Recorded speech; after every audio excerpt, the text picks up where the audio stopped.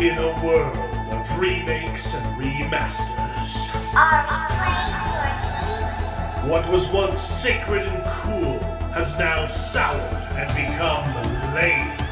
Red? Gone are the days of Pogs and Cowabunga. Now is the reign of slurp juice and dabs. Kids these days don't even know how bad they've got it.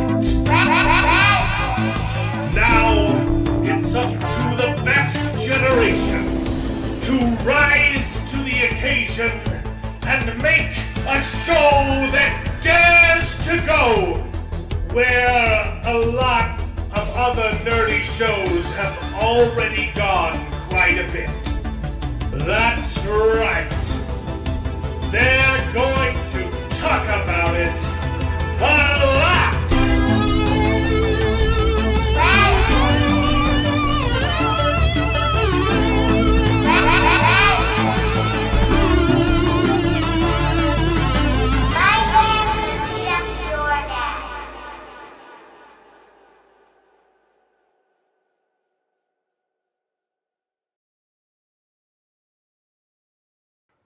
Hello and welcome back to the show.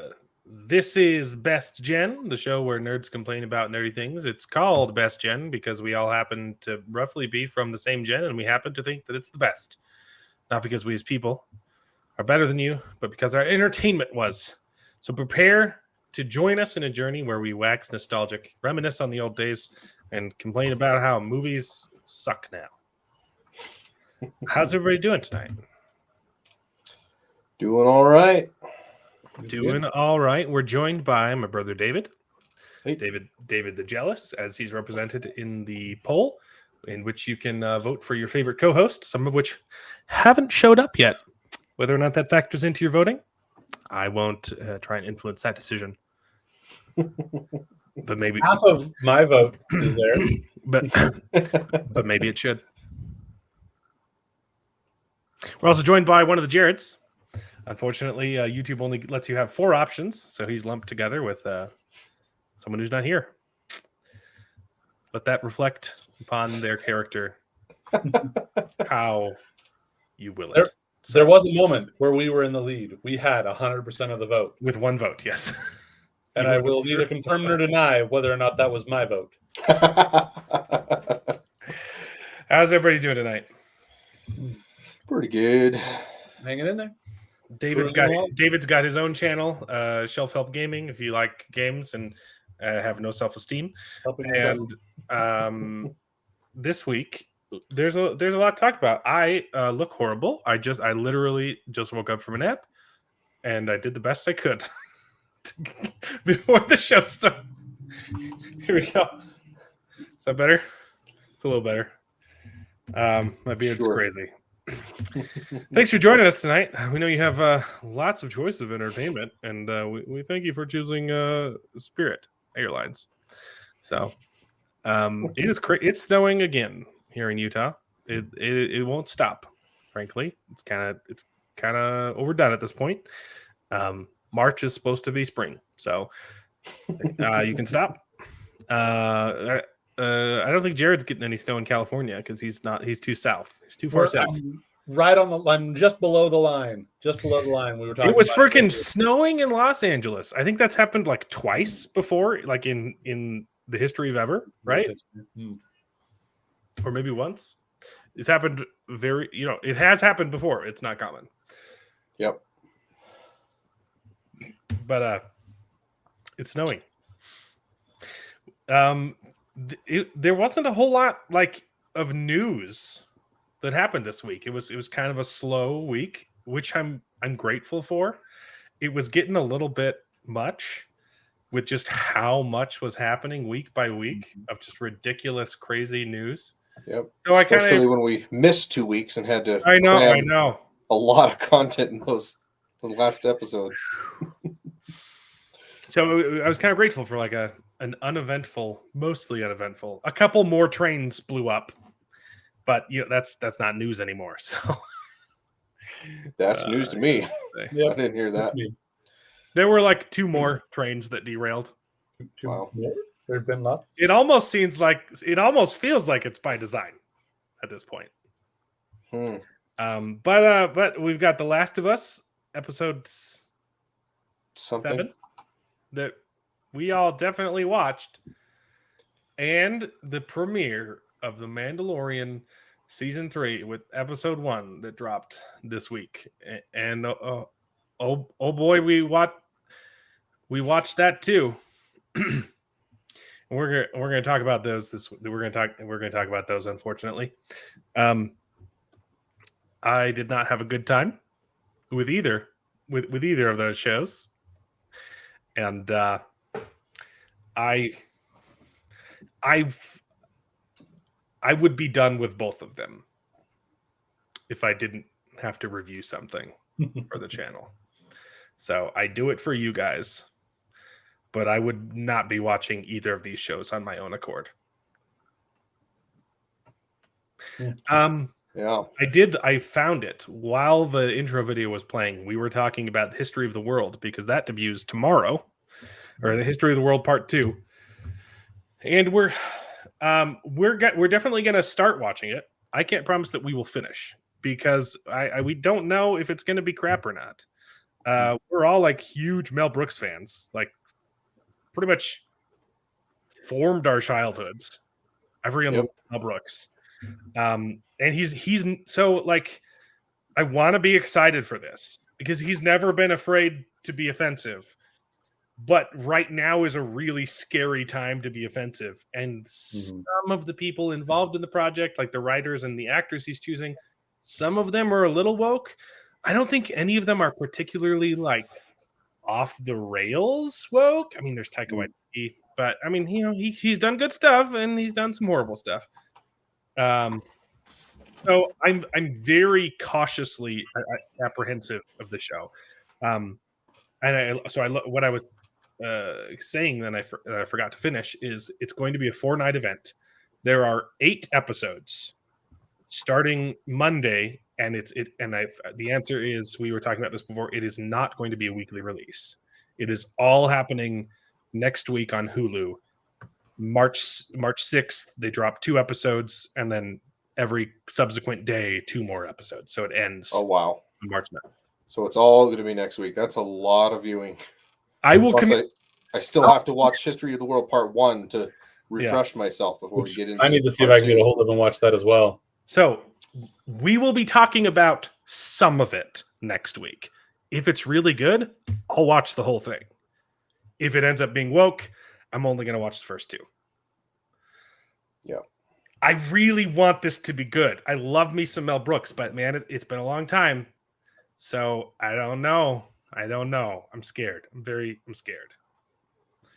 So we'll tell you how that pans out next week. Thanks for joining us. We got our resident channel member in the chat, Mark Clark. Shout outs to you. Mark Clark. We love him. If you want to become a channel member, it's just 99 cents. The thing is in the you guys, I'm not going to tell you. You guys are grown-ups. You know where to find the button. You can become a channel member. You get access to emojis that you can emote with, and a community, and you get like a store-wide discount on all my merch and a community of Mark Clark. That's pretty much it. If you want to support me like more than that, you go to Patreon because they take less of a cut. I've got bigger tiers. So that's that. I'm excited for the show. I always get excited on Sunday night to have this discussion, but I'm not excited to talk about what we have to talk about. So I'm trying to delay it as much as possible. A shout out to Jacob Ironside, one of our very first viewers. Just really glad that you guys like the show. What do you guys want to talk about first? It's up to you. It's your show. Should we start with some news? There's a couple little news things. Mm-hmm. Sure. All right. Mark Clark says he has multiple personalities, so that counts as a community. There we go. That might explain a little bit. You know, the reading books out of order. Maybe one of the other personalities started with the other book, and he just doesn't remember. He just remembers starting with book 2.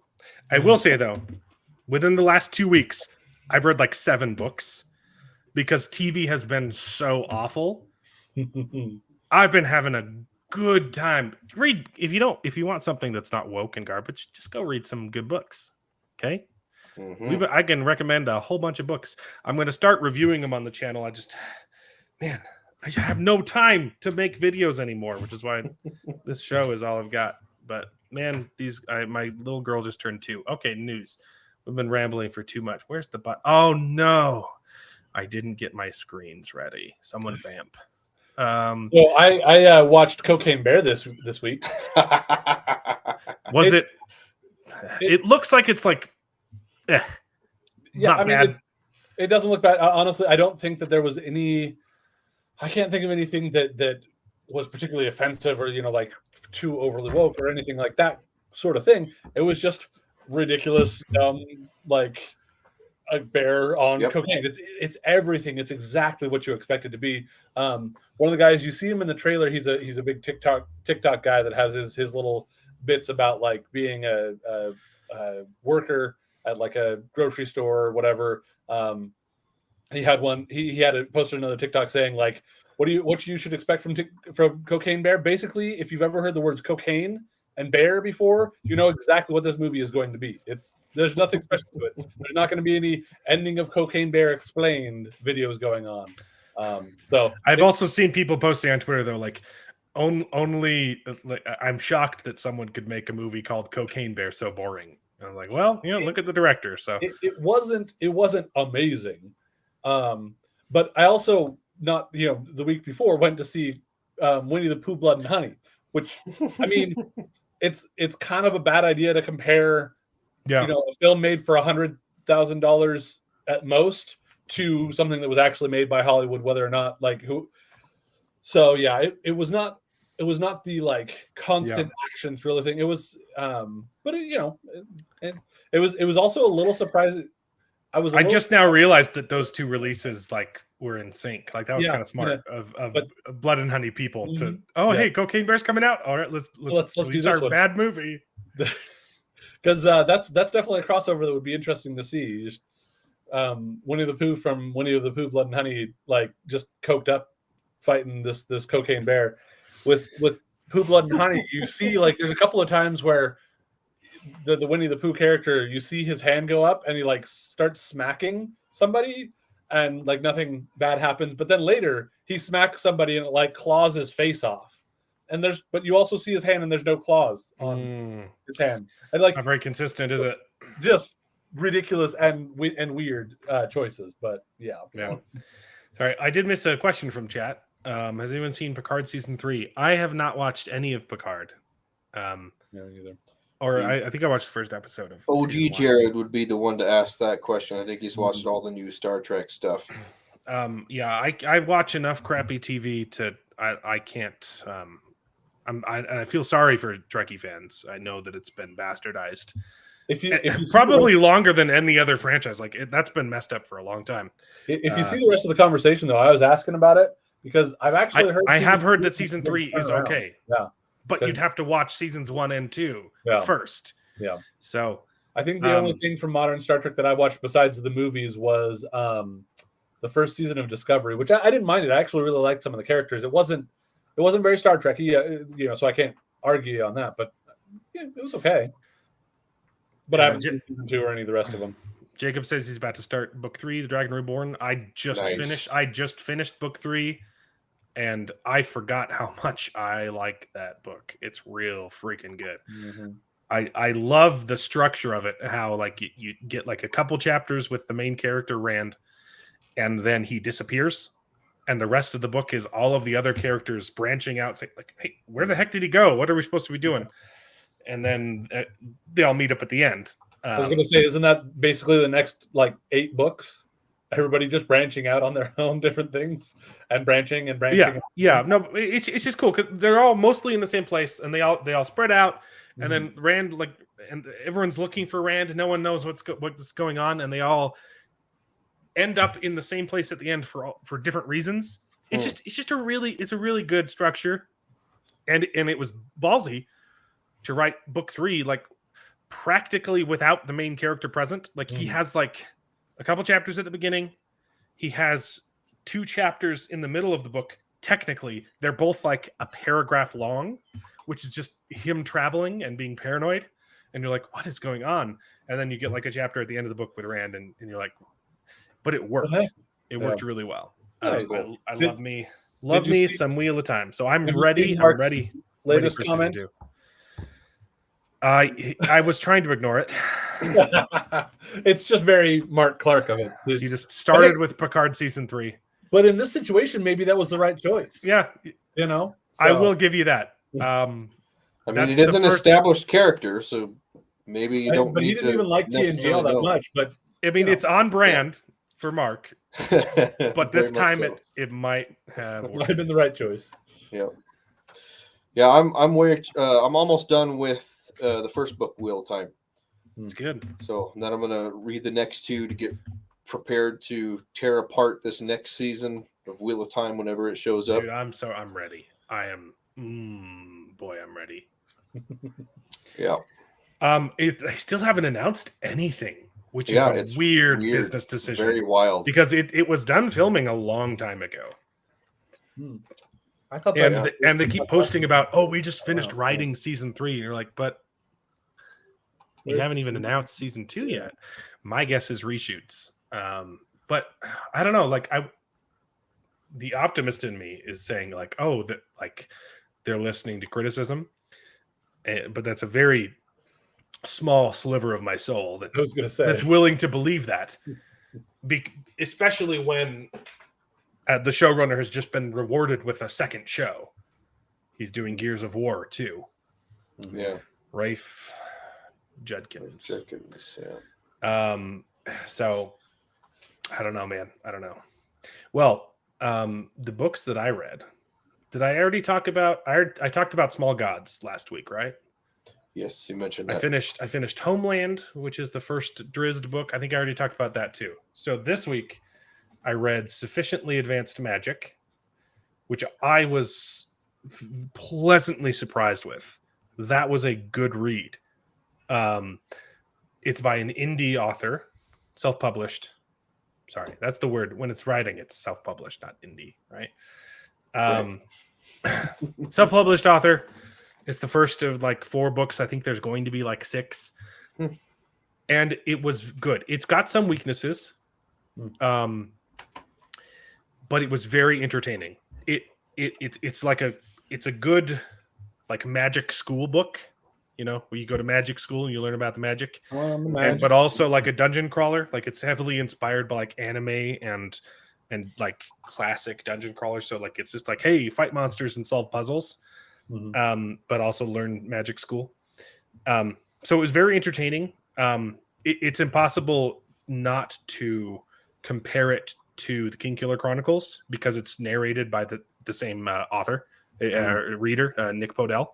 And so the entire time I'm like, oh, Right. And the similarities in the story of learning magic in school, and just he does a lot of like the main character, he builds magic items. That's his magic power. And so it's very similar to like the Sigildry in King Killer Chronicles. And I was Cool. afraid that was like, oh, it's not going to be able to compare. And so I'm not going to like it, but it was pretty good. There were moments where it got like too technical and I was like, okay, I didn't understand that sentence. Like it felt like the mumbo jumbo that they put into like bad science fiction. Just like, oh, it's a arc medium tachyon projector thingy, you know, like, and you're like, okay, Doctor Who explanations, yeah. you're saying it to Yeah. make us believe that you know what you're saying, you know. But so there were a couple moments like that, but it was entertaining, and it's got a good ending, and I enjoyed it. He says the word disconcerting too much. Frankly, it's disconcerting how much he says disconcerting. You can't say that word. I do not think it means what you think it means. No, he uses it correctly. It's just pretty frequently. It's not like the worst thing ever because it's in like first person, and so it is like the character thinking. So like if if that person uses that word a lot, it's fine. Yeah. It was still a little too much. You kind of mixed it up a little. There were some times where like uneasy could have worked just fine. Yeah. And I mean, in The Princess Bride, when he's saying inconceivable, he knows what it means. He just uses it too much. He's not misusing it per se. He can't believe it. It is not possible for him to believe it. It was a good book. Yeah. So I read that one. Good point. I read Guards, Terry Pratchett. That was a good one. That was a good Terry Pratchett. I'm gonna start reviewing like all of Discworld on the channel. I realized I have actually read a Discworld book. Yeah, which one? Have you? We Free Men. Oh yeah, that's one of his YA ones. Yeah. Years and years ago, I barely remember anything about it, but I remember like just coming across it and reading and being like, "Oh, okay, this is interesting. It's part of a bigger thing." Oh, okay. I believe that one's getting an adaptation. There's a cat one. That'd be interesting. Yeah. There is a Terry Pratchett Discworld adaptation, but it's one of the YA ones. It's not super connected to the Discworld. Mm-hmm. Yeah, I don't really remember much of anything except for the We Free Men themselves. Their little blue things. Cat. There's one about a cat. I think it's already out, but it's a kids movie, and I've heard it's pretty good. It's animated. Anyway, Red Guard. I'm halfway through Mort. Oof, and that one's good too. So enough about books. Let's get to some nerd news. But yeah, if you're looking for good stuff that's not woke and crap, read some Discworld. Read some nerdy books. There was a little bit of wokeness in sufficiently advanced magic, but it was like a couple sentences, and it wasn't off-putting. A little out of place, but didn't like. Yeah, it's fine. Breezed over it. Okay, here's some news. No, dang it. There's the button. The MCU is apparently in talks to bring Robert Downey Jr. back to the MCU because Emergency button. I don't think that would be enough to save it. I also don't want Robert Downey Jr. anywhere near the current MCU for his sake. But yeah, Mark Ruffalo has been dropping hits. Oh yeah, anything could happen. Yeah, we might bring him back. Oh, like, and in all honesty, one of the only actual deaths that's happened. That like Gamora died, but she's back, kind of technically. Yeah. Has anyone else died other than the other the Guardians of the Galaxy dad? Black Widow. Zando. Natasha. Black Widow's been she died and stayed dead. Oh, Black Widow died. And right. then presumably Captain America, Black Panther himself. Yeah, and Captain America didn't die though. He's on the moon probably, maybe. Although I completely agree with you because that's the sort of lazy storytelling that I think they need to avoid. They've been falling into that a lot lately, and so trying to fix it by doing more of the lazy storytelling and being like, oh, let's just bring back something that was good before, something that we liked before. That's not a good storytelling thing, and it's just going to make it worse. So I agree with you. Now, if it was some alternate thing or some cameo from the past or something like that, and then he didn't stick around, and he wasn't like you weren't reintroducing. It would still be a gimmick character. It would still be a gimmick, but it wouldn't be as bad as if he said, "Oh, he's here from the past or an alternate universe, and now we have an Iron Man again in our universe." No, I don't want that. Yeah, I'd actually the equivalent of him. Do a recast, do like Tom Cruise, or do something like. Yeah, sure. It doesn't have to be Tom Cruise. That's just a great one because he almost became it before. But like, do a recast of somebody else. Because that way, in the multiverse, right? Keeping things changed. But here's the thing, though, you're all forgetting they're not going to do that because they've already replaced him with Riri Williams. Yeah, of course. They have Ironheart. Why would they want another man to take the role? They've already systematically removed all of the other white men. So. Like I said, it's not working. So hit the emergency button. I don't think they're that smart. Well, either way, I think it's bad news for the MCU. Yep. Jacob Ironside agrees. You can just start with season 3 of Picard because the show is weird. Interesting.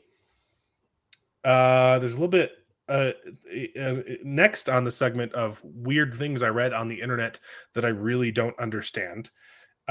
We have remote workers are adopting a new practice called body doubling, in which they watch strangers work online to keep themselves working. But they watch someone accountable, just checking up on you, making sure you're working or something. No. They watch live streams of people just working, so that it feels like they're in an office. Okay, that's weird. Just go to the office if that's what you need. Yeah. To be fair, there are Just some do places that. that don't give that option. But like my place, I work from home, but I could go into an office if I wanted to. Some Yeah. places don't allow that because they just don't want to. But that's dumb. That is still, I completely agree with you. This is baffling. Yeah, that's weird. We've here's the thing. I'll say this. Maybe I shouldn't. We've progressed so much as a society technologically that we have a lot of modern conveniences that prolong our lives and give us a lot of comforts, and in a way that it's fantastic. And but on the flip side of that same coin, natural selection isn't a thing anymore. And Yeah. some people should have been weeded out a long time ago. Yeah. But this is sad. This is just so sad. I kind of have the same opinion on emotional support animals, which I had to deal with constantly as a manager for properties. I was a property manager. And I cannot tell you how many times my tenants had to pay thousands of dollars for repairs that their emotional support animals for damages, for repairs for damages that their emotional support animals caused, pissing all over couches and carpets and tearing couches up. And we have to go in with a black light and make sure everything's sanitary. I guarantee you that caused more emotional distress to that person, having to pay thousands of dollars for repairs, than not having a dog would have had. But I understand, serving in the military and coming home with PTSD and needing that kind of companion. That makes sense with me. That makes sense to me. But try explaining to a Holocaust survivor the concept of an emotional support animal, and they'd laugh in your face. People just need to grow up. Yeah. In more news. Sorry. Oh, wait. I have a stinger for this. Hold on. This has been incredibly nuanced. I forgot about that stinger. Nice. I like that one. I haven't used it in a while. Mm-hmm. In other news, Ant-Man and the Wasp: Quantumania Rider was surprised by terrible reviews. I was in a low spot and I was real sad about it. I don't care. I get that. You wrote something, you thought it was good, and everybody else told you it was good, and then we found out that it wasn't. If you enjoy the movie, that's fine. You can enjoy a movie, but don't be upset if other people don't like the movie that you enjoyed. Well, see, the problem was this happened because the first time anyone saw the script was in the theaters. For some reason, you didn't have a single person look at your script before it got put on screen. It was an easy problem with an easy solution that you just chose not to implement. This movie was garbage. And most of it was because of the writing. Oh gosh. And just hearing him talk about it is just embarrassing. I took those reviews took me by surprise. I was in a low spot. Those were not good reviews. And I was like, what? I was really proud of what I wrote. I thought it was good stuff, And I was just despondent and really sad about it. And then he goes on to say, dang it. Nope, it's the audience that's wrong. I'm right. MODOK was great. How delusional do you have to be, man? Yep.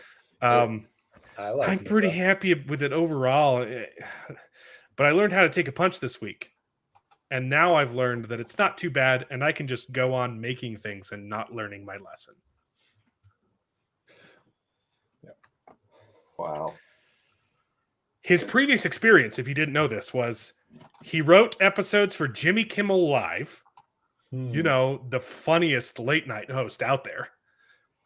And he wrote one episode for Rick and Morty. That was a pretty good episode, the Vat of Acid episode. That was funny. I'll give you that. That was his experience. And this was his debut with the MCU writing Quantumania. And I don't know if you guys knew this. He's currently writing the next Avengers movie. Yikes. So that's going to be crap. Yeah. Apparently the chat is talking about Alfred Hitchcock movies. Rear Window is fantastic. Psycho is fantastic. The Birds is pretty good. I didn't like it when I first saw it when I was like 2, but I didn't like that it didn't end. They just stopped attacking and they got in the car and drove away. It's like, what kind of an ending is that? Yeah, I don't remember much about it, but I do remember watching The Birds. Next, Rope is fantastic. The Vertigo is really good. Oh, that's good too. One of the ones, honestly, I talked about this story here before. One of the ones that I watched with my dad, which was very scarring because there was a full-on grape scene in it. But it was actually a really, really good movie. It was Frenzy. Holy cool. That was an amazing story, and it messed me up. I was too young to see that movie. Damn, how young were you, bro? I was in my teens. Damn. I was like 14 watching it with my dad, and there's a rape scene in it, and I was like, jeez. I'm like looking over. We're watching this, Dad? Okay. Are you for real? Like that? Are you for real? No, I don't know what you guys are talking about, but yeah, they were talking about some Alfred Hitchcock movies. Yeah, but I watched The Pianist when I was like 10 years old. That movie messed me up, bro. To this day, I keep having nightmares of those people burning in the stairs. Holy moly, man! That movie messed me up, bro. But it's such a great movie. If I've seen that one, but I've heard that an Alfred Hitchcock or is that the? No. Are you talking about this? No, just regular. No, regular. There's one with Adrian Brody in it. Yeah. I don't think The Pianist is the one where I've heard of it, yeah, but I don't know if I've seen it. You haven't seen it, man? Damn. No, I have not watched it yet. I've got a lot of gaps in my film, repertoire, but yeah. It's okay. I'm working on trying to make up for that. That's why I try to just go see anything and everything. That's why, I've seen Cocaine Bear. I want to watch that movie, but they are saying that it's not that good. It's nothing special. It's exactly what you expect it to be, but yeah. So it was directed by Roman Polanski, who was a great director, not a great person. He's a pedo. He had to flee the United States to escape prosecution. Damn. Yeah. I didn't know about that guy. Was that nominated or did it win for best film or anything like that? I'm not seeing anything about it, but I believe it did win the Oscars that year. Yeah. No, I've heard great things about it. I just haven't gotten around to it.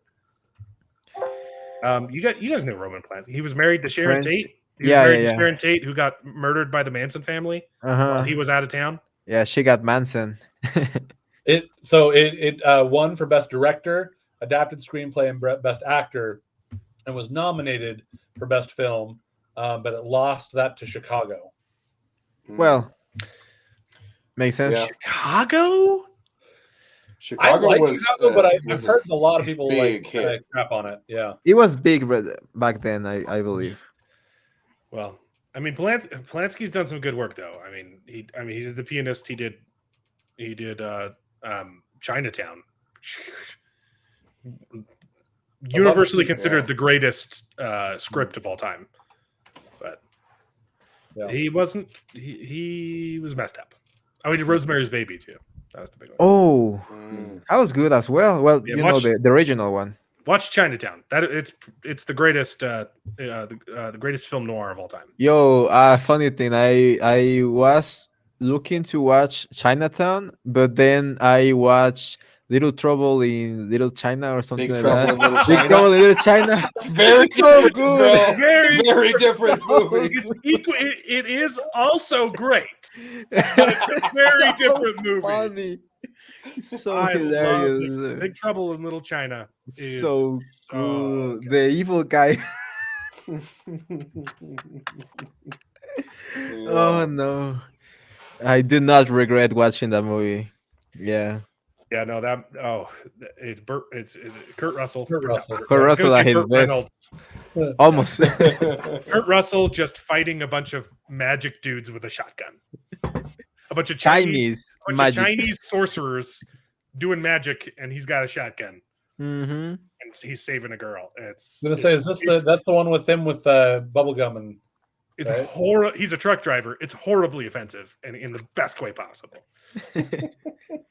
Oh, North by Northwest, dude. That's probably my favorite Hitchcock movie. I forgot about that one. That's that was my favorite as a You kid. watched that so many times. I like, watched over it all the and over. time. You Yeah. got annoyed how much I watched that movie. I did. I was like, dude, the movie's great, but can we watch something else, please? Dude, they We watched have a it so many fight times. on top of Mount Rushmore. Okay? That's freaking cool. they also have that in the Richie Rich movie. So I don't know if that's a great. They do? Maybe that was the reference. They That's- fall were out. They probably fall out. spoofing North by Northwest. Yeah. Roosevelt's nose or whatever. yeah, it's Richie Rich. slapstick It's ridiculous. ridiculousness. Yeah. Secret Yo, trapdoors and whatever. I don't remember. Richie Rich, or how they know it in Mexico, Ricky Ricon, which is the same thing, just more Mexican. It was a fun movie. I really enjoyed it as a kid. Yeah, it was like, holy, I want to be rich just to throw things, from a bazooka, from a Yeah, that- potato bazooka. North by Northwest is much more age appropriate than Frenzy. I'll just put that out there. Your Francis with Sharon Tate is I think that I saw it, but I don't remember. Frenzy's really good. That's the one with the colored contacts, right? That was a big plot point in the. I don't remember the The plot. girl had as colored much. contacts, and it slips, and that's how you know it wasn't her or something. That sounds familiar, but it's terrifying. Yeah. It's that's a I messed up think I movie. watched it. Was that Sharon Tate? I don't know. There was No, a that's movie not with Sharon Sharon Tate. Oh, okay. So it's not that. There's just a movie that is basically the same thing that you described. There's a grape is seen in that movie as well, but it's with Sharon Tate, and you really see how obsessed was Roman Polanski with Sharon Tate's beauty. She was gorgeous. I'm She was. assuming you guys have all seen Once Upon a Time in Hollywood. Yeah. Ooh. That's the new one. Go watch it. I have not That's seen that's it, no. Tarantino's. At his best. Yeah, I need to probably. watch more Tarantino. I only recently started, so I watched Django a little while back. Yeah, it's his best work. Yeah. Once Upon a Time. For real? So That Better, one and, better than Django? Inglorious Bastards. I Yeah. need to check out. Ooh, Inglorious. Damn. I've missed a ton of these. A bunch of The them bar is pretty high. rated R were ones that I didn't watch growing up. So Yeah. Once Upon a Time in Yeah. Hollywood is like an homage to like old Hollywood with Leonardo DiCaprio and not Ben Stiller, the other guy, Brad Pitt. Brad Pitt. Yep. And Ben it's about Brad Pitt is his Stunt double. stunt double, and it's just about their friendship, and it's a really good story. But in the background of the movie, you get the story of the Manson Sharon Tate family and the and Manson Sharon family. Tate, who's like his neighbor. And then all Inglorious Bastards, they changed things, right? I'm not gonna tell you. It is. It's really. I do know It what is happened. beautiful. Yeah. It's so good. I was so impressed when I saw it because I was a little bit tired of Tarantino, to be honest. I just saw that movie with the guy with the iron fist, something like that, and that is not that great of a movie. It's visually impactful, but it's Diamond Fists. the Iron iron fist. Fist. The guy with the iron Shang-Chi fist or something or- like that. Man with, I don't think that's a Tarantino movie. It is. Oh, like Kill Bill. Sadly, it is. No. It's one of. it's just a random Tarantino. movie that he probably tried to make like a franchise out of it. It's I've heard of it. called The Man Oh, with the Iron Fist or something like that. The Man in the Iron Mask. No, the No, man Iron with the Fist. iron fists. Exactly. That's the thing. I've never heard of that. 2012 movie. Tarantino. Yeah. Yes. Those B movies that he just made for fun. Directed or No, I don't No? see Tarantino's on here. That's weird. That's weird. Yeah, I'm pretty sure. I thought that it was. No, it's not Tarantino. I guess. Pretty sure you've seen all of his movies. So RZA. Who is RCA? Whatever. That's Robert weird. That's weird. Fitzgerald Diggs. It says RZA's Quentin logo. Tarantino presents, so I don't know. Probably his producer. he must have been, yeah. I don't know. No, it's well, what? No, there's a it's couple produced more by news things I wanted to other guys. cover. Really weird. There's a couple more news things I wanted to cover. This is an odd juxtaposition of two headlines that are out there. On the subject of grape, we've got what a time to be alive. Rochester man is given 180 days in jail for doing things to 4 and 9-year-olds. And a Norwegian filmmaker faces up to 3 years in prison for saying that men cannot be lesbians. So priorities, guys. You got a pastor who was arrested for protesting, who was assaulted and arrested for protesting Drag Story Hour. That's fun. I'll just put that out there. And in the most relevant nerd news, the casting for April O'Neil has been announced in the new Ninja Turtles. Ninja Turtles. Yep. Not New Ninja surprised. Turtles movie. No. Yeah. Shocker. Surprise, surprise. Another race swap. Yep. Peter Pan too. That was announced as well. Oh, no! Casting for Don't let Peter me Pan. even get Yeah, Peter started Pan. on that. Peter Jesus. Pan is now an Indian. He's Supposed to have red hair in the books, but forget that. So Peter Pan is cast by someone from India, and Tinkerbell is black. And instead of the Lost Boys, it's the Lost Boys and Girls, but they call themselves the Lost Boys. Half of them are girls, and they're like, "Well, who says that a girl can't be a Lost Boy?" The Lost Boys. That was the main rule It's that you could. in the name. Yeah. It was the main rule. That's why they It's like, didn't have you want guys- have you guys seen the that, girl. Have you seen that Ben Shapiro soundbite? Who says that girls can't be in Boy Scouts? In the name, Boy Scouts. I did think it was kind of interesting when they changed it so that the girls could be in it. They changed it so that it wasn't so exclusive to Scouts BSA. And BSA stands for Boy Scouts of America. So you didn't take the Boy It's not. Scouts Here's the out thing. of Here's the thing Boy with Boy Scouts. It's not about exclusion. If you know anything about child development, girls and boys are very different. Now, these are generalizations. Obviously, there are some that fall outside of these generalizations. There might be girls that like playing with sticks and rocks and dirt, but on average, it's not the case. Boys need different activities to develop well. And that's why Boy Scouts was invented, to throw the boys outside and get out all their boy stuff. Yep. It's not the kind of environment that can exist with a female present. It completely defeats the purpose, which is why I'm not proud to call myself an Eagle Scout.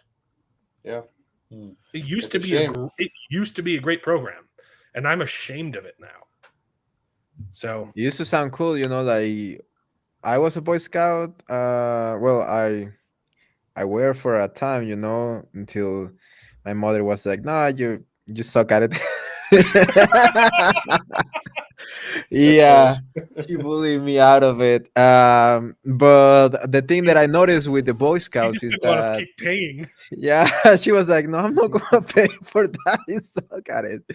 No, but the thing that I always noticed is, like you said, it was mainly boys. There was 1 or 2 girls in the whole group, but they were not the regular, feminine girl. There were girls that like to do boy stuff, that like to go into the woods, make a fire, What I don't know, tie knots. I don't know what they did. I was sucked at it. One of our favorite things to do, anytime we go on a camp out, we'd catch squirrels. So we'd, from day one, if we were like on a week-long trip, we'd set up traps for squirrels, like set out some nuts and set out like a little slip knot, and we'd capture a squirrel on day one and keep it as a pet the entire time. Just have a squirrel running around on our little leash. And it was awesome. We gave him tons of food, okay? We didn't hurt the squirrel. You did that. We didn't hurt the squirrel, okay? But we would keep squirrel pets for the entire week, and then after the week was over, we'd obviously kill the squirrel. And just kidding, we would let it go, okay? I guarantee you, if there was a girl present, they'd be like, "Oh no, you can't do that to the squirrel." It would have ruined the whole experience. Mm-hmm. Or if it was a cool girl, would be like, "Kill the squirrel, kill the damn squirrel." No, mate, you don't want to eat squirrel, man. Yeah, that. Yeah. But no, I mean, boys need a space to Boys need a space. Girls Girls need need themselves look, together. Boys need a boys space. Girls need a girl space. And in addition to both of those things, you do need a space with both boys and girls. But all three of those spaces need to be separated because they all serve completely different functions. Yeah. Wasn't there like a Girl Scouts? Yes, there like is. with the cookies, and it's not as cool. And so like I understand from the perspective of a girl, if there's a tom girl who's like, I really want to do all the camping stuff, and the Girl Scouts do lame things like make cookies. I understand wanting that, and that would be on the onus of that girl's father to take her camping. Exactly. But to infiltrate a boys group that was made to grow boys is wrong. Yeah. I mean, it is, because they go camping and they stay together in tents, so that may develop some weird things with the boys, to be honest. Yeah. Yep. To be honest. Yep. So you guys want to talk about some nerd stuff? I mean, we've been talking kind of nerdy, but do you want to talk about Mandalorian or Last of Us? Yo, I'm gonna be honest, I haven't been able to watch any of those, so I was pretty comfortable. It's just that holy moly, you're bro. Not missing out. Holy, that's what I thought. I was starting to watch, the 6th episode of Last of Us. So boring. I was like, where is this going? I was done last episode with the whole communist. With the whole communist things, I was done pretty much then, I was done basically with the strong female character that was acting like, oh, I'm the boss girl and I'm going to kill everyone. Even that her doesn't. demise wasn't satisfying because it was Deus Ex Machina twice. Hey, the zombie showed up and saved us, and then but she found us and she's gonna shoot us. Oh, but a zombie came out of nowhere and saved us. Like the characters, like the main characters, aren't even making decisions. Is lame. It's Ant-Man and the Wasp all over again. Quantum Mania all over again. Mm-hmm. This episode of Last of Us was so boring, and it was something you knew the whole time. Told you how it was going to end. My sources are correct, or my sources are correct. So the whole thing is basically a flashback, right? Yep. And you get some backstory about how they were initially infected. And we talked about this with Boba Fett. Flashbacks work if there's some kind of parallel to the current story you're telling. Yes, exactly. It had no place there. Presumably, the very thinnest tie that you could be doing is, she didn't want to abandon her friend or something again. So she at the end of the episode, she goes back and that's Joel. something that it doesn't brought up. Yeah. It doesn't translate. It was so misplaced in there. They could have had him saying, like they did, like, leave me. And they could have had the girl saying, leave me. Right. But they didn't. And then it could have been a parallel. To tie it together. It was nonsensical. And then the whole flashback, you knew how it was going to end, right? You knew her friend was going to die. You knew she was going to get infected. And she wasn't a surprise. She wasn't going to turn, right? And her friend was going to turn. But your point, the whole thing was so boring leading up to that. Got bitten. Information that we already knew. And all that could have been done in 5 minutes, but they did the whole thing, and it was so boring and so stupid. And then when it gets to the important part, and they get infected, it doesn't show what they do with it. The most interesting part is, what does she do? Does she leave her friend? That they give them options about what they're going to do, and they don't show what they're going to do about it. Does she stay and wait there, and her friend turns and she doesn't, and she's like, "What the crap? What happened? And David, what do they do?" There's nothing. It doesn't accomplish anything. Know why? You already know why. Okay, we're burying the lead. The reason why none of that was addressed is because that was not the point of episode 7. The point of episode 7 was to push lesbianism onto little girls. That's all it exists for. It added nothing to the story, nothing to the plot. It was indoctrination to get little girls involved in the LGBTP community. Emphasis on the P. 100%. It was just got it. There's literally, I mean, Neil Druckmann is disgusting. There's a line of dialogue in there. Oh, they're looking at the Victoria's Secret store in the mall.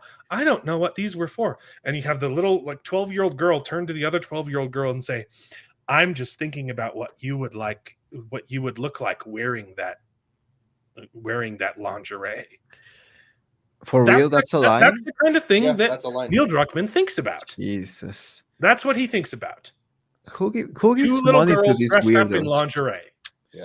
And I think the other girl was a little older, because she did mention she was turning 15 or turning That 16 makes the other it day. worse. Still, that makes it worse. She's supposed to be 13 years old. If she's 16, that's worse. Yeah. Yes. Preteen to a fully grown teen, it's a big difference. It's a big freaking difference. And I know the story. That's one of the only things that I remember from the game, the DLC, because I knew that was the point of no return. That was where they started to get woke and lose Neil Druckmann, or whatever this guy's name is. He started losing his mind, and now we see what is the consequence of leftism.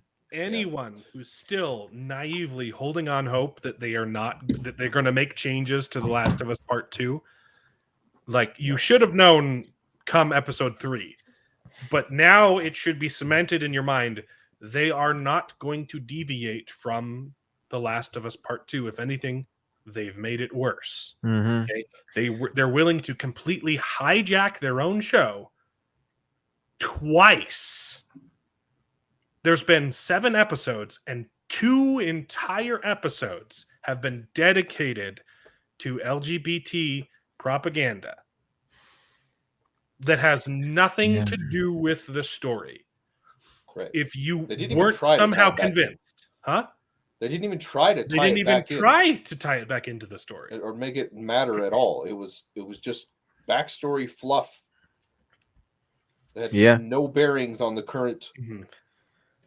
And that's exactly how it felt when you got the DLC and downloaded and played it again. It's like, it makes no sense. Why is it there? It's just to tie the wokeism to the whole story. With the games, they had to make a good game first. Neil Druckmann couldn't go unhinged. There were actually 2 writers involved, and she was fired before the DLC came out. So there were good people involved in the first game. And then the second game, they're like, oh, well, we already have the IP. Now we can do whatever the hell we want with it. Yeah. So we know that we're going to get the Joel in 1 in next season, or maybe even the end of this season. And I'm so done. Yeah. I'm starting to think how it's going to end. Empirical evidence that they're retroactively changing the first game so that it is more in line with the second game, because that's what this is about. Mm-hmm. Yeah, I think you're right. Not only that too, but there were several inconsistencies, and logical fallacies in the whole thing.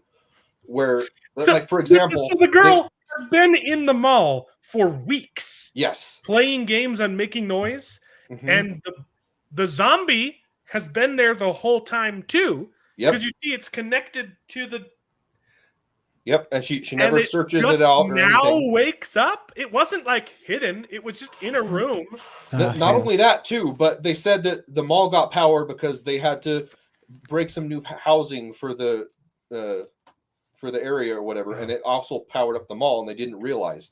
But she powers up the mall, and it's these huge lights, these and they huge even say, "Wait, aren't they going to see?" And like, no, you saw outside. They're not going to see. And in the shot, there's open skylight Glass windows all the way down. It's like someone's going to see. So the shot, and even if they don't yeah. see, you don't think that they're going to notice the huge power? draw of power from powering up an entire mall? It's because, David, It's asinine. David, this stuff has been written by people who don't actually know how the real world functions. Exactly. We've gone over this same complaint time and time again. These people have never worked real jobs. They've spent their entire lives in Hollywood having to go down on producers to progress their careers. They think that that's how the real world works. They wouldn't even know how to do their own laundry. Okay, these people are morons, and they try and lecture us on moral relativism. Okay, like, go to hell. David, there is a shot where they show the outside of the mall, and it does kind of look like a compound. You're like, okay, and then you're right. In the shot where they say, "Won't someone notice the lights?" No, you saw the outside. There's no way the light would escape. In the shot, there's giant skylights. Yeah, it's retarded. Asinine. So stupid. Like they thought they were being smart by throwing that line in there, and they just undercut their own credibility without even realizing how stupid they are. And it's a pity because in the DLC it wasn't a dumb story. It was dumb that they tried to tie it up. The first game with the second game, like you said, they were trying to make the game woke. They were trying to say, "Oops, we forgot to make Ellie a lesbian in the first game." But in the DLC, it's like she doesn't spend 3 weeks playing games in an abandoned place with zombies in them. It's like, no, they were friends. This girl is like, okay, let me show you something cool, and then they go to the amusement park or whatever, the arcade or whatever this place is, the mall. And then they turn off the lights, and then they start playing the games, and then the zombie is like, okay, there's people here, I'm going to eat, and he bites them both. And then Ellie makes the decision, and they tell each other, they don't really show you what they do, but it is known, it is pretty obvious that they decide to basically off each other if one of the other turn into a monster. Right. And Ellie does, and that's something that really shows Ellie and adds to the character. It doesn't subtract.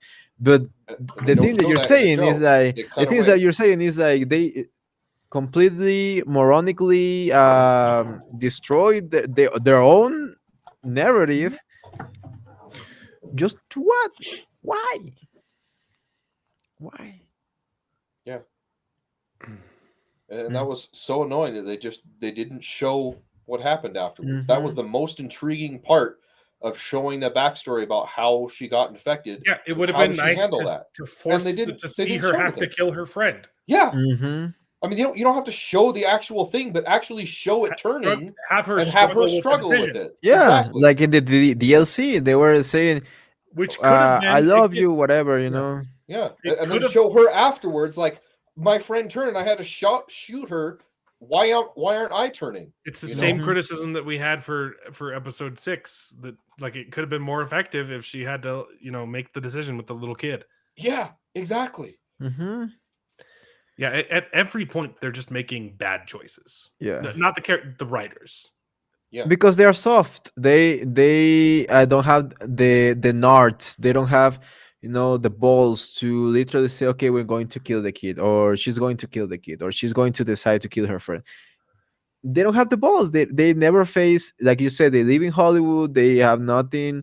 They don't know anything about reality. They don't know everything about real life. So they don't know that in real life you have to make tough decisions, and sometimes you don't make the right decision, but it's okay because you learn from it. But in this show, they never learn. The characters never learn their lessons. They either they pick horrible choices and are rewarded for them, or they just don't have to pick at all, and they just have Deus Ex Machina, like you said. Yeah, and Yeah. that was one of the best parts about the Walking Dead show when it first started. The first several seasons, you were presented with terrible decisions. Yeah, It's like, okay, you want to do this, moral you want to do dilemma. this, and they're both terrible.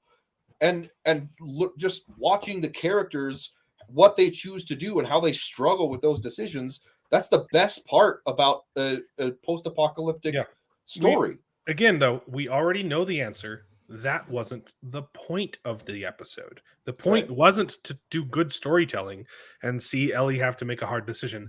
The point was to push this message. And they want, just like episode 3, they want the message to be appealing.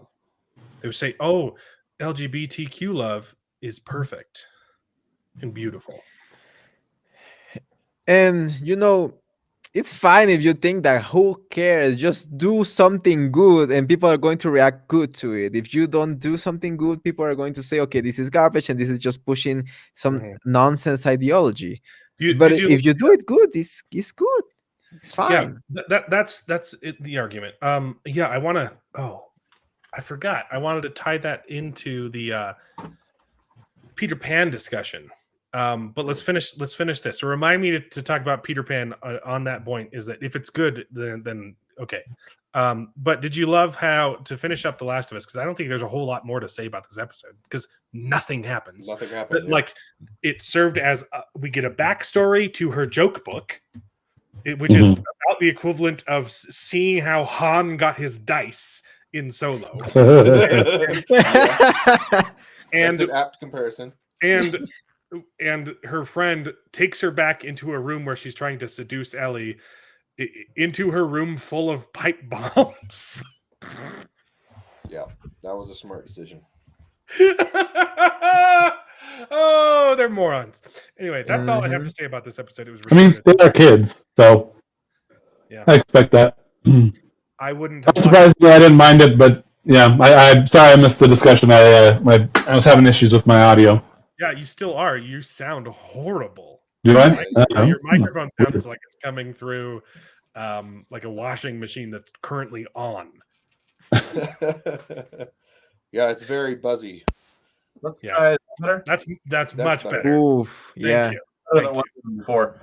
For some reason, I had to put my headphones in, and for some reason, I couldn't get it. It wasn't coming out of my headphones, and I couldn't find the right setting in here. And now I decided to pick up my microphone through there as well, and that was why I sounded awful. Yeah. Yeah. So what'd you think about the episode?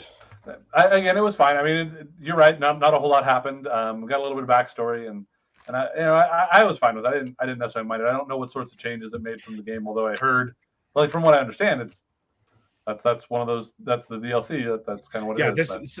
So this episode isn't so much a change to the game. Like, this is it's accurate to the game, which is the problem. Like, it's the same problem with that DLC. Like, it had nothing to do with the game, but they wanted to make.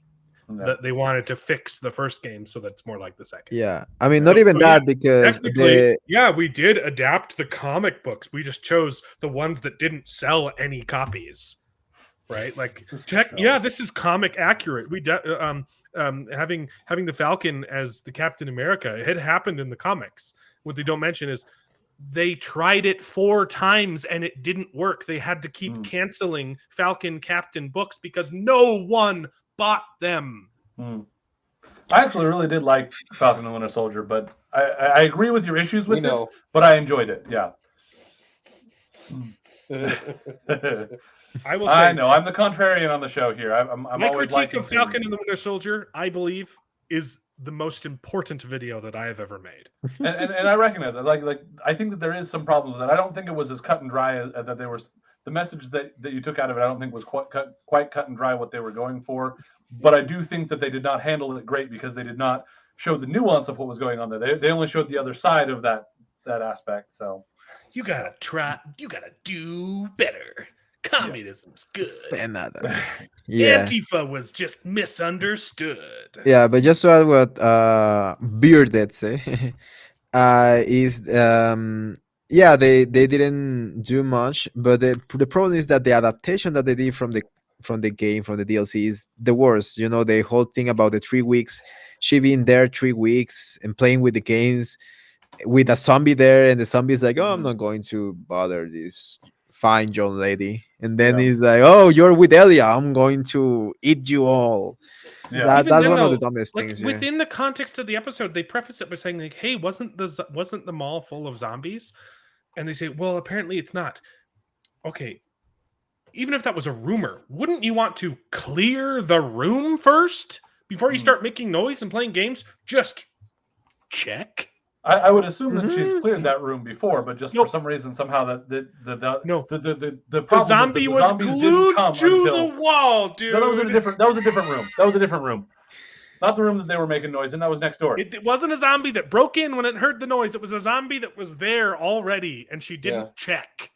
And they established in a previous episode that when they start getting glued to the wall, that's like the end of the zombie life cycle. That zombie was almost dead, and then it found some victims. Or did it trigger and let somebody else know to come in to get them? Yeah, Maybe that may be the case. I'd have to look closer at what they were. Either but, way, yeah. she was in the mall for 3 weeks, making Yeah. tons of noise with the lights on and the sounds on, and the zombie didn't Practicing notice. the video game so she Yeah. could Yeah. meet her girlfriend. Which I will also say too, like Which is lame. I'm still not convinced that turning on the lights there would not be visible from the outside. No, That was our whole discussion. Yeah. Yeah. Sorry, I missed it. I don't mean to. I don't mean to Yeah, make us even rehash if you it for me. did, what the point was, even if you couldn't see the lights through the giant skylights that were just open in the shot, whoever's turning the power on would have noticed a giant power draw, which makes the girls look even more stupid. You don't have to turn on all of the lights in the mall. You can turn on like one store. Mhm. Those stores all like close at different times. They turn off their lights. If you've ever been in a mall when it's closing, you can turn on sections of the mall and save power, and then maybe get away with it. She did want the big awe to show Ellie, but yeah. Still stupid. Yeah. Was it a game? That's a good one, Mark. Dude, I remember GameStop. They used to be so good. We would go in there and look for PS2 exclusives for their used section. And that was the only good thing about GameStop, though. If you ever tried to like trade in a game, like it was always like, oh, what? No, they used to be a lot. The better, bargain bro. bins were great. They had the $5 bin and the $10 bin. That's the only video games we bought was from bargain bins. Yeah. Oh yeah. I always had great experiences in GameSpot. That was one of my favorite places to go just to watch video games. And I knew that probably I was never going to get any of those video games, but it was just nice to see, oh, there's a new Assassin's Creed or something like that, you know? Yeah. And playing games, because they used to have like these, like 2 or 3 couches, 3 screens with people playing, trying the games. If you were going to buy a game, you were like, okay, I can try it out first. That was great. I loved it. But Well, no one they goes stopped in there doing that. anymore. They stopped doing that sort of thing, and they made terrible other business decisions, like only carrying the most recent releases for consoles or whatever. They dropped their support for all the other previous consoles, and it's just bad business decisions all around. Mhm. Yeah, I remember that I used to be able to go and buy a GameCube game when there was already Xbox 360, Wii U, and all of those things. But you were still be able to find those vintage games, basically, because to that point, they were vintage. Yeah. The point of the story is that The Last of Us sucks. Mhm. I have not enjoyed it for a while now. They had First one two good episodes were episode. good. Yeah. I mean, I would argue that second episode was, but the first one was good. Oh, what's even crazier is that these 2 filler episodes are the longest ones, aside from episode 1, which was actually 2 episods spliced together. And It's supposed episode to be 3 was 2. also. Oh yeah, so that's the other filler one. Sorry, I was thinking. Yeah. And thank you for confirming my point. Yeah. I still enjoyed them. I'm still having fun with them, but I recognize your complaints, and And yeah, Like I want the show to be good. It has potential. It's just not. You can see what they're doing with it. They're using it as a platform, not as a story. Yeah. So that's all I have to say about The Last of Us. Any other comments before I talk about Peter Pan briefly? have at it. Okay, so on the comment of like, hey, if it's good, I don't care, which is similar to the whole race swapping controversy. Why race swapping is stupid, and we've gone over this ad nauseum. It's not that I don't like black characters. It's not that I don't like Indian characters. Okay, it's that's not the point. We know that you are the purpose of a race swap like this is symbolic. They are taking pre-established characters on purpose and morphing them to become woke because it is a symbolic dismantling of white privilege. Okay, and that is what I have a problem with. I have no problem with diverse characters. Okay, there are plenty of gay and people of color, POCs, whatever, all of the acronyms. I don't know why everyone needs to have an acronym. Okay, growing up, I never wrote my race on the forms. Right, when they say, oh, when you take tests and stuff, I always wrote American because that's what I consider myself. I don't care about the color of people's skin. It does not matter to me. It matters to you. It is important to the people who think it's necessary to race swap characters because those are the people who are actually racist. Okay. Mm-hmm. I don't have a problem with Indian characters. I just bought a book that I'm super, super excited for. Gunmetal Gods is a fantasy book, but it's written by an Indian author. And so it's traditional like Indian lore mixed in with fantasy crap. And it sounds really freaking good. I'm super excited for it. I'm super excited to read Rage of Dragons, which is the same thing but for Africa. It's African mythology mixed in to fantasy crap, which I just gobble up. I like diverse characters when they are unique. I have no problem with people writing stories with these things, like Captain Holt from Brooklyn Nine-Nine. He's gay. Guess what? I love his character. It's fantastic. It's an original character. Yeah. I like Modern Family. There's a gay couple in that who adopt a Chinese girl. Like, I am not racist. I'm not homophobic. I like these characters. What I do not like is you taking IPs, dismantling them, putting on your woke paint, and calling it amazing. Unique. Mm-hmm. Original. Yeah. So yeah, Indians. Another thought. I went to talk about this last week. I realized I was doing some soul searching. I realized I might be a little bit racist towards Indians. And I've taken steps to fix this. Okay. Now, we were out of town and we went for my brother's funeral. If you haven't heard already, my brother died. So smash that like button. Staying in a hotel, and the 2 rooms next to us where it was a giant Indian family that rented out 2 rooms, and they kept, they're very loud. But it's okay. I didn't mind that much because I love family, and Indians are great about family, and that's really good. Okay. The problem is I had a horrible boss who was from India, who, if you don't know the story, he's the reason I started YouTube because I quit my job because he was ripping me off. One of the worst people I've ever worked for. I hated working there, and he was extremely abusive and a disgrace to his culture. So I had that bad experience with an Indian person in an authority figure.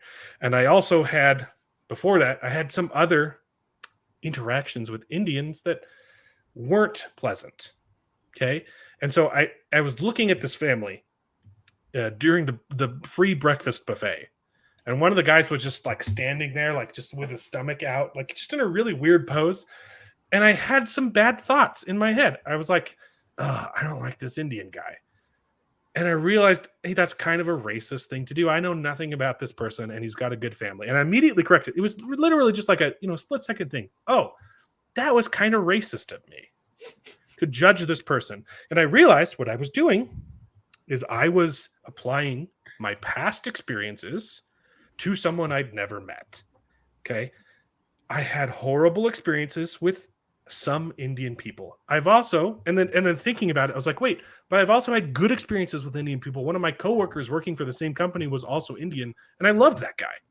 He was hard to work with sometimes. He would ask for my help all the time, and it sometimes got annoying, but he was sweet. He was always nice. So I never hated him. It was just sometimes he got a little bit annoying. You also dated an Indian woman. I dated, well, that was part of the bad experience. Oh. Sorry. I dated an Indian. I hear Martina. Yeah, she's in the other room. We're on good terms now. It didn't end well. Put it that way. But I realized, one bad apple can spoil the bunch, and it shouldn't. Like, that's a bad thing. That's bad. But I realized I was being racist, and like a couple bad experiences. Really, I've also had a lot of scam callers, and they're all Indian. Oh, it's annoying. Okay, so like I had a bad experience, and I was projecting that experience onto someone I'd never met, and I realized, that's probably how racism starts. Okay, and that's a bad thing. So I made corrections, and I repented. I said that was really dumb, and so I in my mind I made steps to view this person and their family differently. Okay, it was actually a really good experience, but thinking about that experience just made me ponder all of the woke crap that's happening right now, and all of the genuinely bad things that people are doing on the altar of wokeness. And it just really illustrated to me how easy it is to create racism. If you look at the destruction of this country that Antifa and Black Lives Matter just holding the country hostage for 2 years for the sake of Black Lives Matter, how could that not create racists? If you're a kid growing up and saying, hey, yeah, your father's car dealership was destroyed by Black Lives Matter because Black lives are important. How could that kid not be affected by that? Mm-hmm. Like, people's lives, not just their lives were in danger. There were tons of people who were killed in those riots. Police officers and off-duty cops. The guy who was protecting his friend's TV store who was murdered on the street. I forget his name. I should remember that. David Dorn. David Dorn. Just murdered on the street for a TV by some thugs. And yes, I'm not afraid to use the word thugs. Okay. It's not applied to all Black people. It's applied to Black people and white people who are acting like thugs. I don't care what your skin color is. You murdered someone for a TV, you're a thug. If that reflects poorly on your race, that's your problem. Yeah. I mean, there are a lot of Mexican thugs, yo. So there's lots of Mexican thugs. There's also lots of Mexican sweeties, like our intern, Angry Mexa. He's a wonderful guy. I lived in Mexico for 2 years. I know a lot of sweeties. I also know a lot of thugs. I had a couch thrown at me from a second-story building by people. I assume they were trying to kill me. They're like, "Ah, güero!" and screaming upstairs. Chucked a love seat at me from the second story, smacked me in the back of the head, and almost knocked me out. Thugs, okay? But I know a lot of wonderful Mexicans. I know a lot of wonderful Black people. I know a couple Indians that are wonderful, and I would love to meet more. But the point of the story is, these things that you're doing, it's having the opposite effect. You are creating new racists. Yeah, you are creating more racism, creating problems where there were none initially. Yeah, and the issue, like you said, is how easy can the mind go to those places. I didn't even realize what was going on. I was like, holy crap, I just did a racism. Yeah. I mean, in Mexico is pretty pretty normal to be racist towards white people. Oh. Like you said, This isn't even pretty- going into other pretty- countries and yeah. their racism. Holy China and their Pretty- their pretty hatred of the normal. black community. Mhm. Oh, like, yeah. Yeah, it's pretty normal there to, you know, someone's white, you call him güero, and you think that they are rich, I owned probably. it though, man. I called myself a güero, you know. Myself as well. It's great. I don't care because It's it, a the other one I cool. hear a it lot only of- affects you I- if you let it, right? Like, Mhm. The other one I hear a lot of Exactly. from Hispanics is against Chinese as well.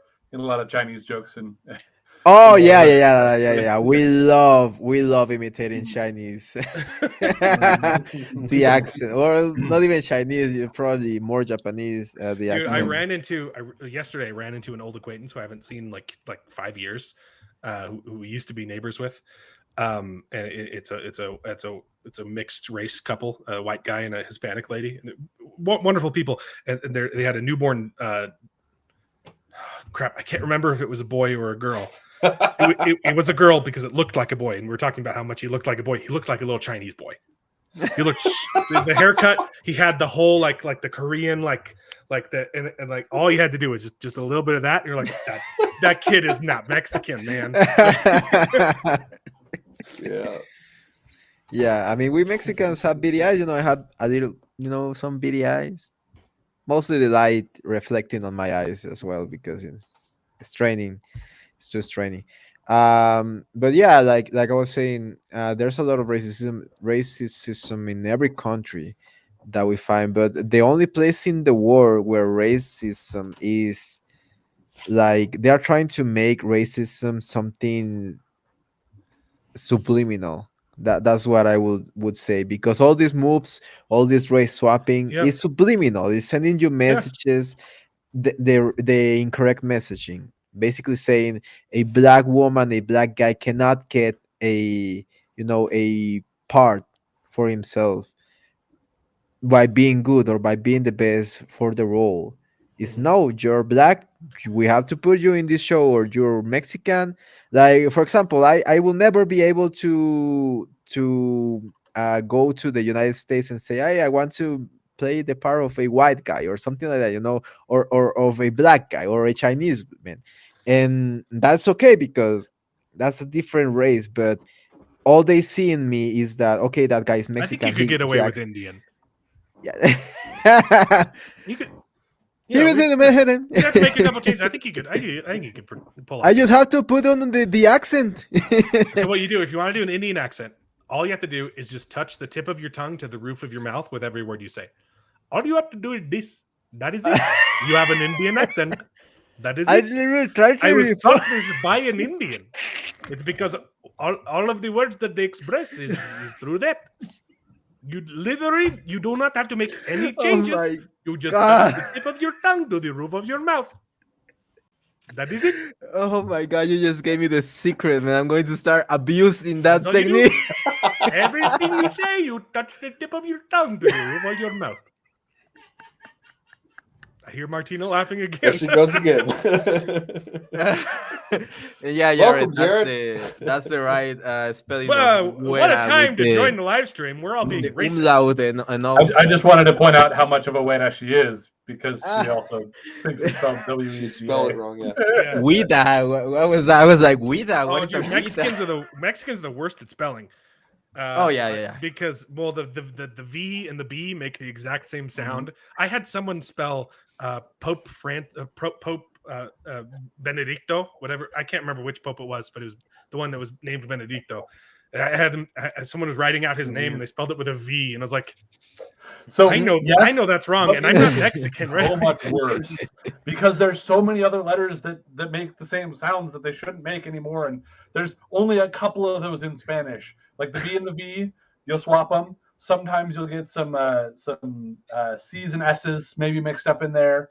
Well, that's why I love the theta in Spain, because we don't Oh, get that get messed outta up. Yeah. You guys with your lisps there. Hey. Oh, for real? I Oh, never. gracias. You find I never- my accent attractive? Hey, but we I don't never. mess up. Like, So I've that never was the been one able thing. to, you know. One of the few problems that I had with Toy Story 3 when Buzz goes into Spanish mode is his Antonio Spanish Banderas. accent is Spain Spanish, not Mexican Spanish. Like, no, stop it. That was and he was doing But like he he was was doing like flamenco or whatever. yeah. There was a little bit of incongruity there. So. Yeah, it was great. Mhm. So, And flamenco is Spanish, but Yeah, I yeah. was gonna say that's actually it's good. But maybe he was doing tango, and tango is not.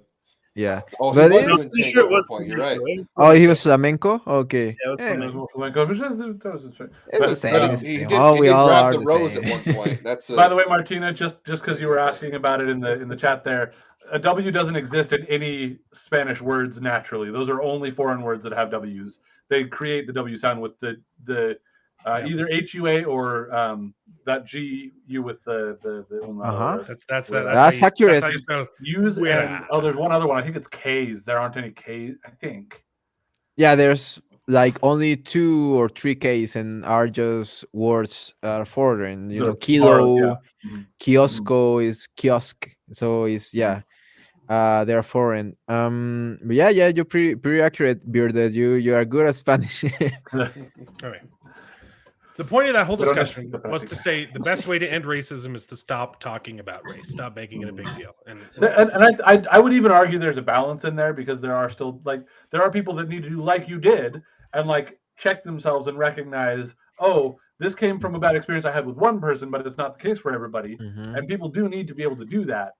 But yeah, it is being Jared, we finished talking about The Last of Us, and I know that you've played the game. We all hated, except Jared, maybe. Yeah, We all hated episode 7. It was incredibly boring. It had nothing to do with the story. But if you have anything to say about it, now would be the time to get it out before we move on. Well, that's how it is in the game too. So it explains some That's of what I the said, backstory, and that's essentially what it is. They Mhm. they go out exploring, and after she's ran away and comes back, and then they get bit, and she ends up dying, and she lives, and so yeah, it's pretty close to how it was in the actual games. Did But you in the like it? DLC, Even with the love interest and everything, that's all in the game too. So Mhm. yeah. But correct me if I'm wrong. In the game, in the DLC, they actually do resolve the issue. You know, it's like they talk about, okay, if we turn some one of us has to end the other's life, and they Mhm. show the gun that is in the back of the other girl not Ellie, and she's like, okay, I have this if you want to end, and then they say, no, let's not end it right now, let's just wait Wait. for we to turn, and then we will decide, something like that. And but I don't know if they did it in the episode. That was my actual question. I don't recall that detail, but I think it's pretty close. I think they were basically both resigned to accepting that they were dead. They were dead, and however they were gonna go out, basically. Yeah, because that was, I think, the biggest issue with the episode, that they didn't resolve it as well like they did in the game. Because in my opinion, the game did it way better. Obviously, yeah, but Yeah, I would probably agree with you. I think that because the thing is, it's they stayed pretty true to the game, but I think you didn't quite get as much. I mean, I think what you're probably noticing now at this point is that you're getting to see more of Ellie, and you're starting to understand why you could like Ellie as an individual, and some of the struggles she's going through. Like why she's struggling with her relationship with Joel, right, and things like that. Why Yeah. she's worried about being abandoned. I get that's what this episode was supposed to do, is Yeah. to make you like the character who is going to have to carry season 2 by herself for reasons which I won't spoil, which you should know by now. It had the opposite effect for me because the actress is so bad. The with the entire focus on her, I was just like, I hate this even more. bro, that raised me a question. Do you think that they're going to change actresses for part 2? Oh, that would be wonderful. They should. They really should. I don't know. It She's seems bad. like Really everybody's freaking pretty shit. happy with I don't how know. she's. I You, think you she's are one of fine. the few people that I've heard complain about her performances, and I haven't had any. Oh, issues with come it. on, bro. Come on. Yeah, she's I've seen a painful. bunch of She's people not, loving her performances. Do I really have to make a video checking every movement of her face? I don't want. she can't emote at all. Well, I mean, that's part of her I charm, I disagree, guess. but yeah. But Yeah. but how? Imagine if they gonna change her into adult Ellie. How are you going to find the actress that looks even well, similar yeah. to her? Yeah, She you have looks to find like someone a with Down syndrome. damn. okay. We're gonna get back on the racist train, or no? Hey, that's not racism. That's ableism. Get it right. Sorry. But here's the thing. Here's the thing that I want to point out that I actually really liked about this episode is that her reaction when she got bit, like she freaked out, and I thought that was really well acted because she literally like she looks at it and she realizes it, and she's like wanting to scratch it out of her skin. Like Yeah. I thought she really did a powerful expression of that Yeah. emotion. Like, oh shoot, like I'm dead and I do not want this. Mhm. And I thought it was actually pretty well done. I mean, I that agree. I like decision- that part, but I just wish they would have showed what happened consequence, afterwards. yeah. They cut away before either of them had to deal with anything. Mhm. Just like they cut away when they didn't want to show the body of the gay guy, both the gay guys, no? Maybe they don't want to show anything gruesome. Well, But why and though? It's a zombie show. I think they may leave some of that interpretation or some of that into the future episodes, right? Like they may bring it back and then do another flashback and say, hey, like this is what actually, like this is how it ended up, and this is what she had to do. It's possible too, and it's possible that they were going for the idea of what you don't see can be scarier than what you do. Yeah, that's true. Rather than showing all the gore. I don't know if I would agree that this is a situation where it's really working that way, but that might be their reasoning behind that. I don't know. Yeah. I'm just Yeah. surprised they didn't have him go out with a bang. If they both knew they were dead anyway, right? Like, Yeah. Yeah, I mean it works not showing something because, like you said, sometimes the sole idea is more impactful. Mhm. Yeah. But when you do it once and again and again and again, Yeah. it loses flavor. Yeah. I think with the ones from episode 3, I think that last shot they weren't trying to show them that. They were just trying to show more Ellie and them Mhm. Ellie and Joel taking off rather than And that felt better. Yeah. But this one is like, why Yeah, it don't you was kinda just show something? You don't have to show them eating each other. You don't have to show the girl all bleeding out of her eyes or something gruesome like that. It's something Tarantino-ish. Yeah. But you can show something. You can just I just show a little wish bit. they went up to the point where her friend turns and she Mhm. didn't, and You could- you don't have to show anything after that. Just the greatest scene, the there's greatest just scene, no conflict. the greatest scene from I Am Legend is when the dog dies. Yeah, He's holding Yeah, the dog in his yeah. hands, and it starts to turn, and Will Smith has to strangle the dog, and it doesn't show the strangling. Like it starts, but it just shows his face Just shows and him the crying. torture on his face. That is one of the most effective scenes in like any movie, like emotionally, like as far as like getting the audience to break. Yeah. Mhm. That scene is incredible, and they don't even try. They're trying to be emotionally manipulative in other ways, and they're bad at it. Yeah. And it could have been an opportunity to try and get you to be on this main character's side, to have her have to make this tortured decision, and it was just copped out.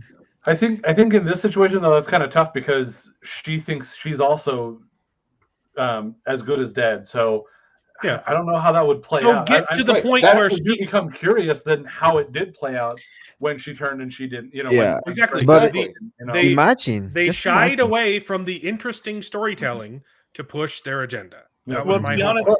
I don't think see they how might that still how be doing that. not doing that pushed their agenda though. I don't know. Because they spent Because they the spent only 50 reason they minutes showed the pushing agenda. backstory was that yeah, they didn't guess. show the It- interesting part. They didn't the show whole the characters point- struggling with that The decision. whole point of doing this in an episode would be to get to that decision, Mhm. or at least Right. to tie in the flashback to the current story you're telling. And as soon as they get there, like, oh, well, they cut Yeah. away because that obviously was not the point that they were Well, trying to get across and with the episode. They did- were trying to push their narrative.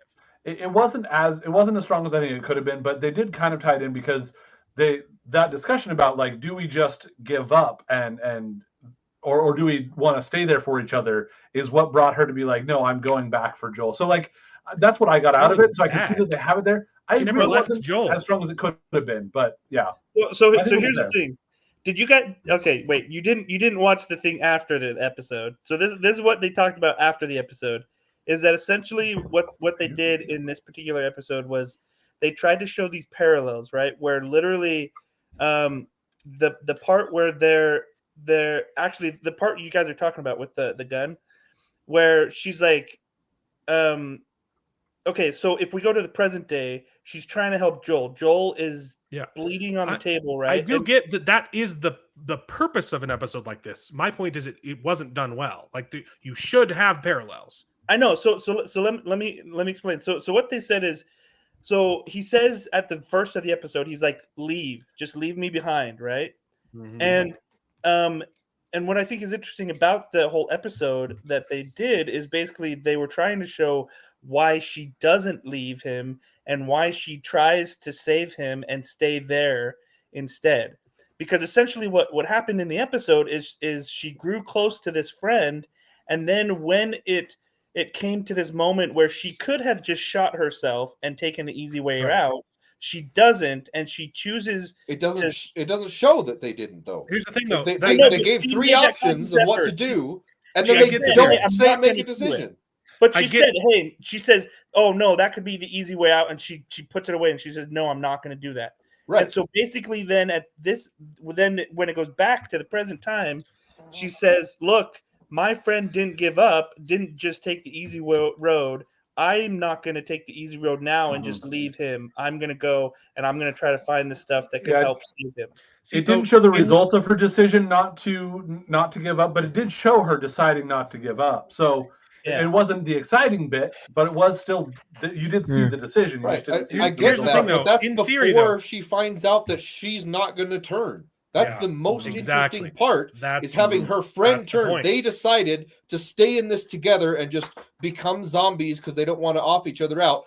But her friend becomes the zombie and she does not. That's the interesting part. That's the struggle, and they don't even address it at all. But here's the thing, Thanks for too. tuning in, Jacob. Have a good night. We'll see you next week. But here's the thing too about that is that it's not always just about what we do in those dire circumstances when we know we're infected and we're going to die or not.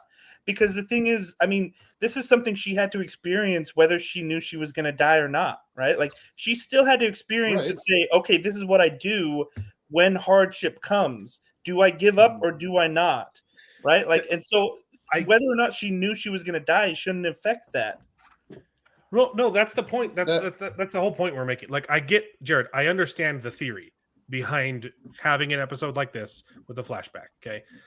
I believe that they didn't accomplish that goal because I don't think that that's truly what their goal was. When you have an episode like this and you have to draw parallels, or in storytelling, the theory is you want the past to be connected to the future and for the past decisions to affect the current decisions. And you mentioned they made the choice to stay together, and that's why she's making the choice to stay together in the future. The problem is that formula is wrong. If you're going to do something like that, you need to show both sides. So a way that's effective is in the flashback. They make obviously this probably couldn't apply to this story. I'm just saying in general in storytelling. In the flashback, you have them make the opposite decision and it turns out poorly. So then in the current story, that's why they make the decision in the opposite way, or vice versa. You have them make a decision and it turns out well, and then they do the opposite thing. That's the theory. Why does it always have to be the opposite? Maybe they learned, it's a storytelling.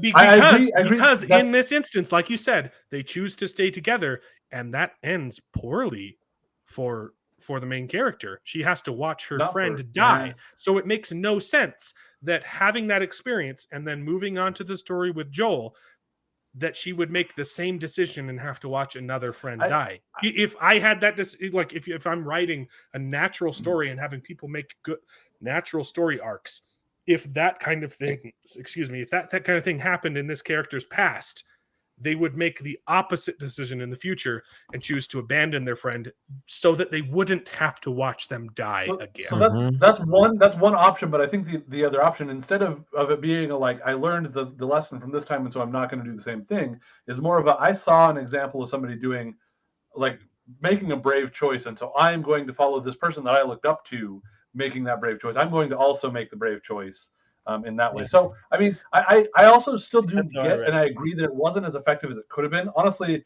I've been sitting here thinking, what if Ellie hadn't been bit by the other zombie and her friend had been, her friend turns and then bites her, and like she realized, like that would have been an interesting, I don't know, maybe that wouldn't have tied into everything else. I liked do the agree idea. that there could have been more conflict to explore. It could have been driven home better, but I don't agree that it was as ineffective as you guys are saying it is. You know, that's the thing, though. I really like the idea that they both get bit and they both think that it's over, only to find out, oh no, I'm immune and I'm losing my best friend now. That could have been the most powerful, poignant point of this whole show. Just choose to imagine ignore it.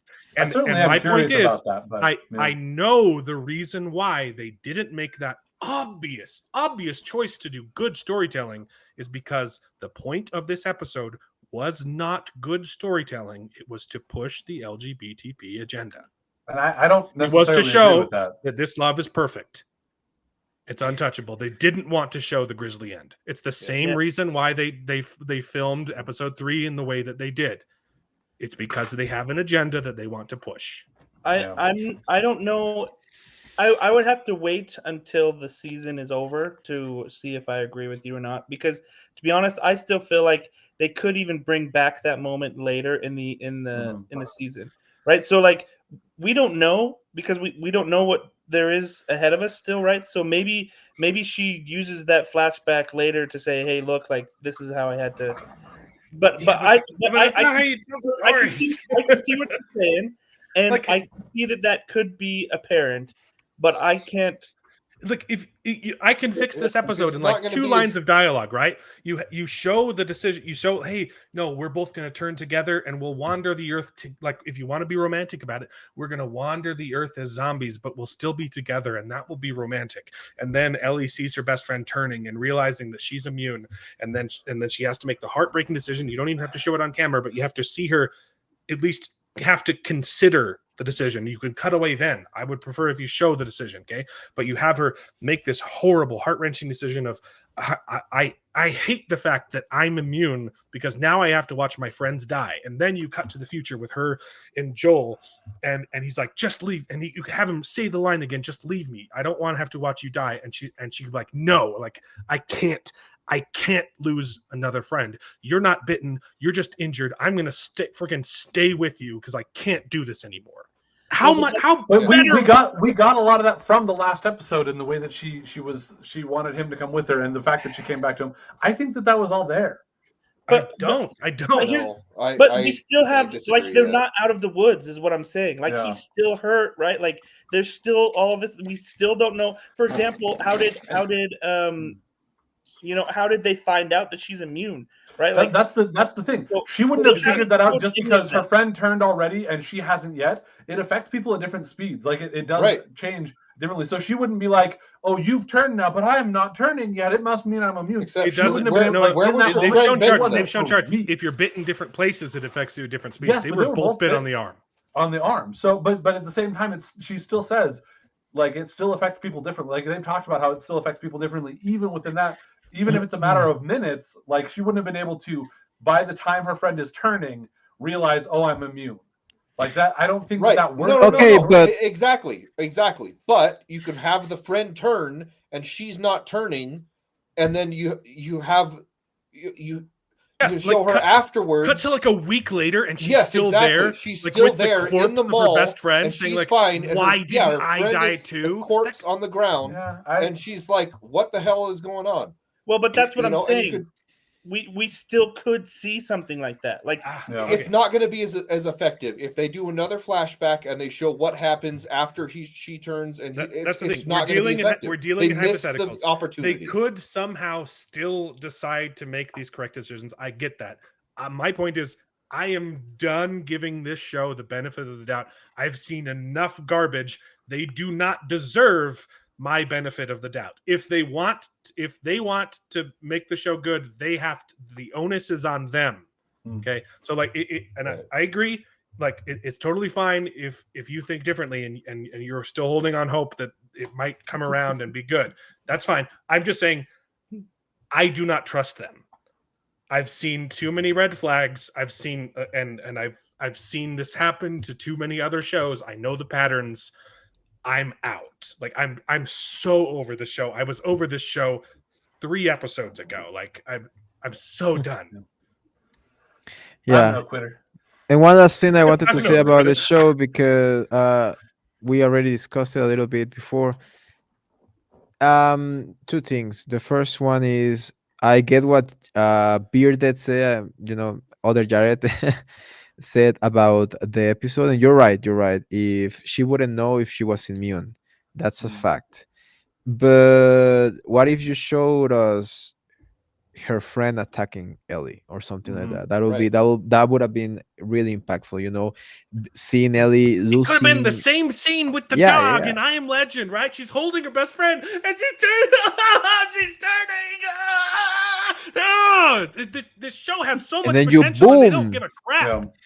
And I'm okay, just that's saying fine. they still could. That's fine. That's fine. Okay, it I'm still still could enjoying be it, yeah. good. Maybe. Well, I'm grant actually you still that. enjoying it I'm as it done is, waiting. not even necessarily needing to wait for something else to come to make it. Yeah, I mean, good, it's personally, it's but- not the Rings of Power level so bad. Oh yes, We can no, agree no, on no, that. No way. Definitely Is not. is way better than that, Oh, yeah. and it has its moments. Has great moments. It has moments that are really stupid, and that's the problem with the show, is the stupidity of some of the people behind the writing.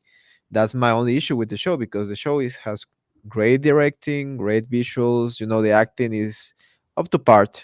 I'm not going to throw shade at that little girl, although she's 19, so she's not that little anymore. Yeah. I But don't- she's doing a fine job. She's I hope she's trying her best. I hope she's trying her best.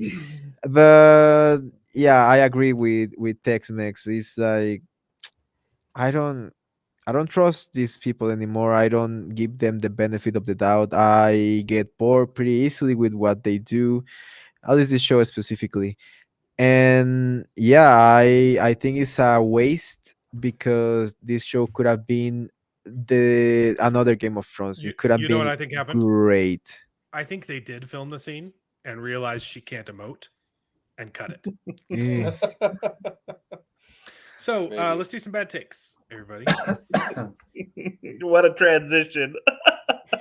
I hate her acting. I cannot stand that actress. I think she's Okay. fine. She was Yeah, good as I Lady think Mormont. she does Her some dialogue really has good gotten stuff, a and the lot rest of better. it's She really- was it's fine. just as good as Lady Mormont in Game of Thrones, okay? Mhm. Which was equally poorly acted. Screen rants. Bad takes. Okay. I actually like that juxtaposition of your take with oh no. Yeah. Oh, yeah. Screen Rant What? says, why Children of the Corn 2023's Rotten Tomato score is so bad. I'm just going to venture a wild guess here. Because the movie's bad? I didn't even know they made a It's new movie Children. or of is the it I a didn't Corn even movie. know. Have you seen the trailer? Series. No, watch Yo, it. I gotta watch I didn't this know it was a movie. film. Go Yo. watch the trailer and you'll be like, this is my reaction video to watching Children of the Corn trailer.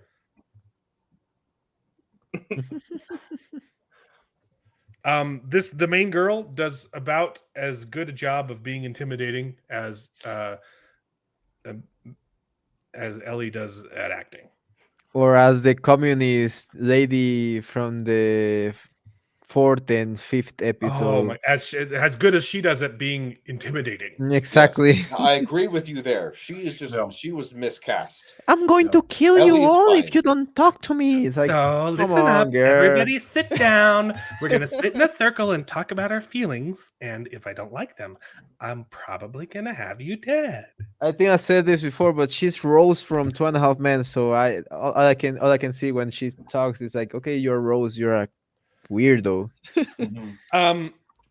But this article is just baffling. Why are the reviews so bad? Probably because the movie's bad. What kind of article is this? What do they even say? No, they just go over the reviews.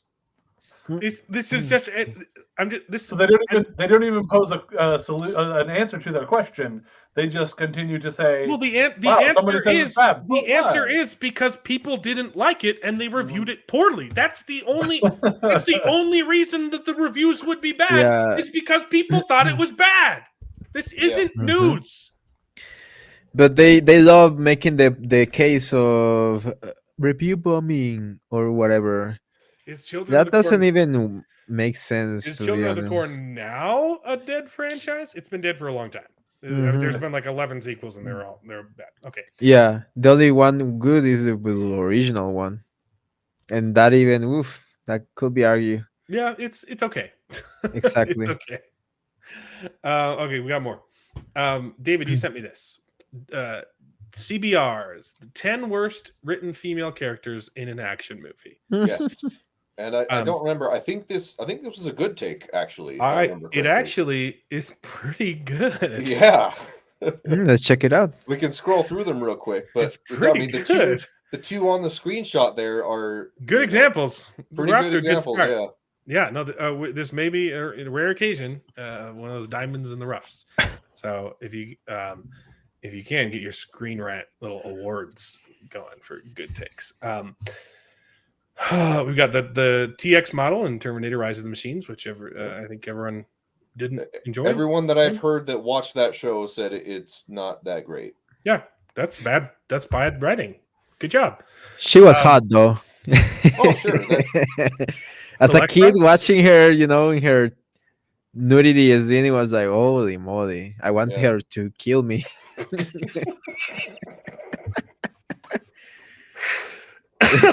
Do your worst, TX. Elektra in the Oh Daredevil my spin-off. god! Yeah, she was fine in the Daredevil show, but her own standalone spinoff was absolutely atrocious. I mean, I liked watching the movie, but not because it was good.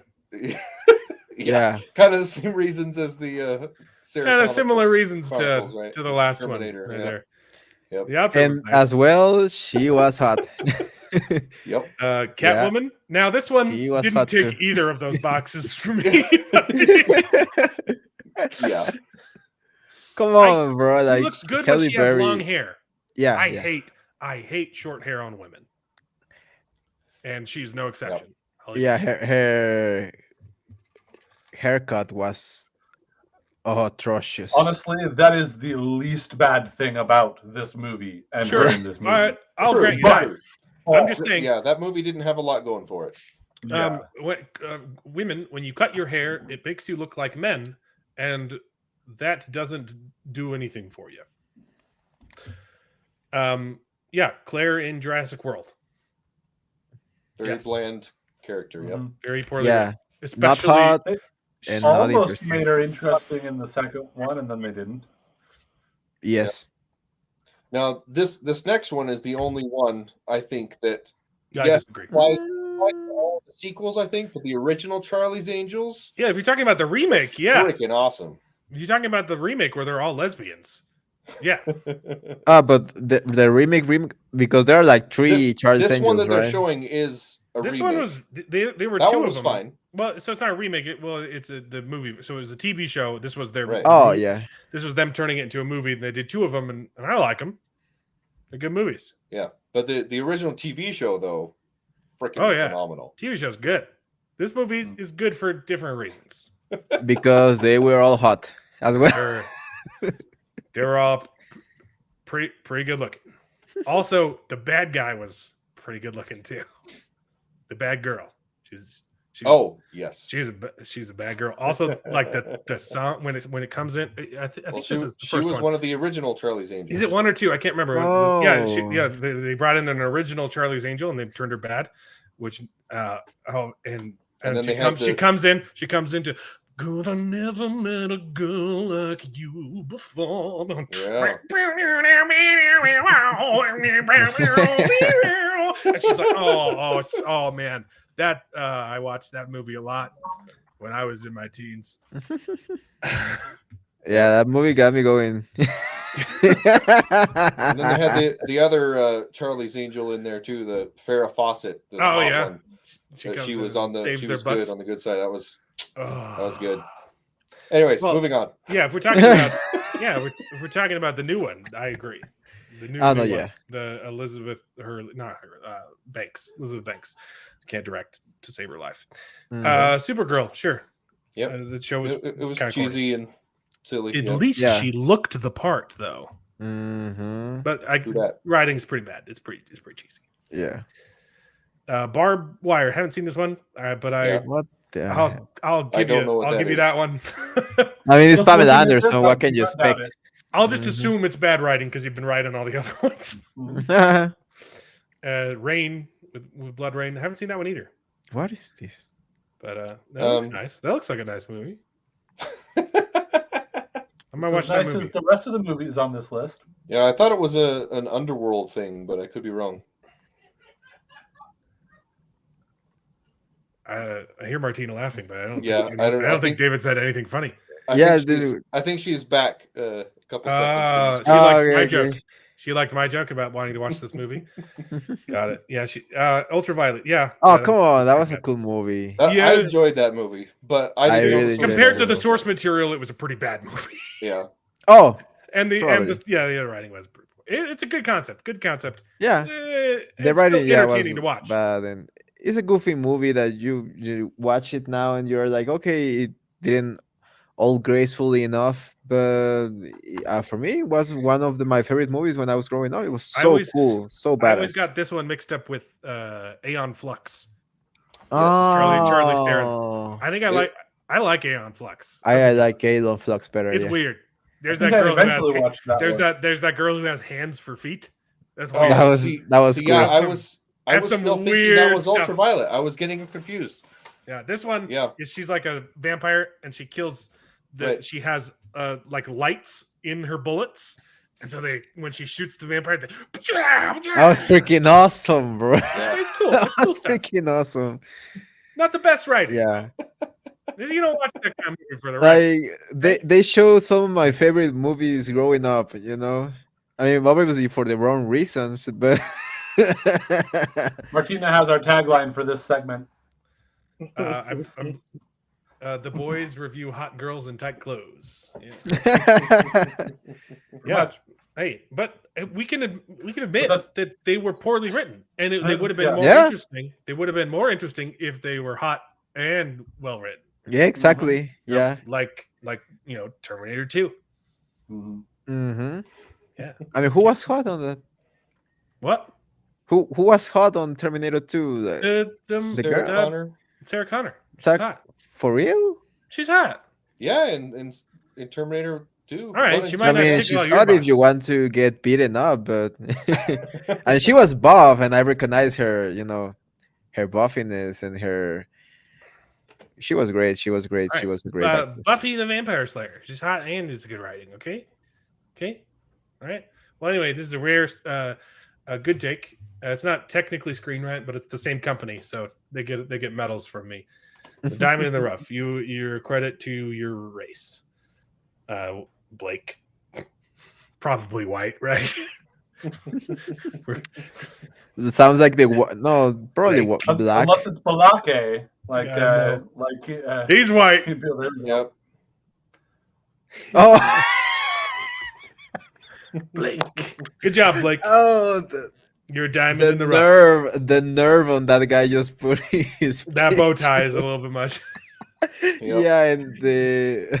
Okay, we got bad takes to get. We got bad takes to get to. Just quickly checking. It's supposed to be bad takes. Come on, David. Linda Hamilton.